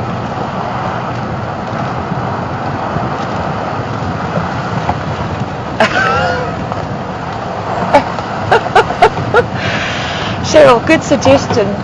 Ooh, let the dogs out. Ooh, that's going to be a absolutely rip-roaring Ranger Race, guys. It's going to be filled with so much fun.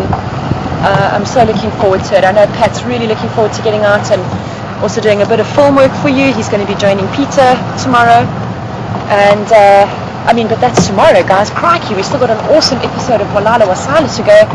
And you've got to go on with Peter and Herman. I mean, what more can a person ask for? It's just been wonderful. Thank you all, and I'm really looking forward to spending a bit more time with you in the bush. And gosh, it's going to be good to get going with that Ranger Race. Going to be relying on all of you to also help us be spotters, please. And we'll certainly have our work cut out for us with guys like Peter and Patrick on the spotting mission. Leash, we're going to have to get those bino vision going, girl. And here we are, guys, back at camp. Measuring with Pratt and Gala, Sandy Patch, Concrete Fun, another punch at the dam wall still. Say good night. Guys, really, it has been just so wonderful. I'll be grinning from ear to ear. I think Peter thinks I've probably lost my mind with sheer jubilation and happiness. It's been wonderful, and I'm really looking forward to seeing you guys again in a couple of days' time when we're going to race it around. Lisa, thank you. It's been wonderful to have you there, and it's just been great to learn a little bit more about Juma and where we're going, and to see some of the more special inhabitants. Ishan, thank you for being a wonderful director, and always to the Wild Earth viewers. You guys are what make Wild Earth what it is. And thank you. Good night, guys. Peter's giving you a wave. Have a good one. Shall I just shout it?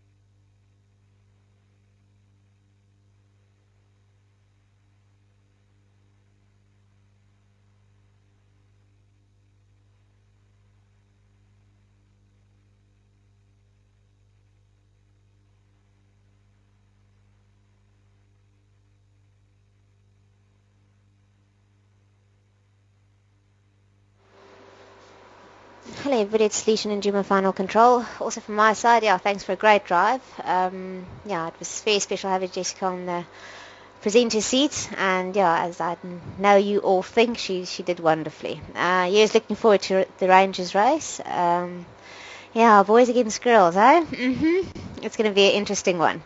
As you see, Walala Wasala is still ahead. We're quickly going to change the cameras from the jigger to the fireside, and then Rexon will be presenting Walala Wasala on traditional African culture and superstitions, etc. this evening. And then right after that we've got the night drive, which Herman will be on camera and Peter will be presenting, and I'll be in final control. So do continue sending in your questions or your comments to finalcontrol@wildearth.tv. As I said, just stay in your seats or quickly get a drink and get back into your seats, because we still have loads to come. And as always, thanks for joining us.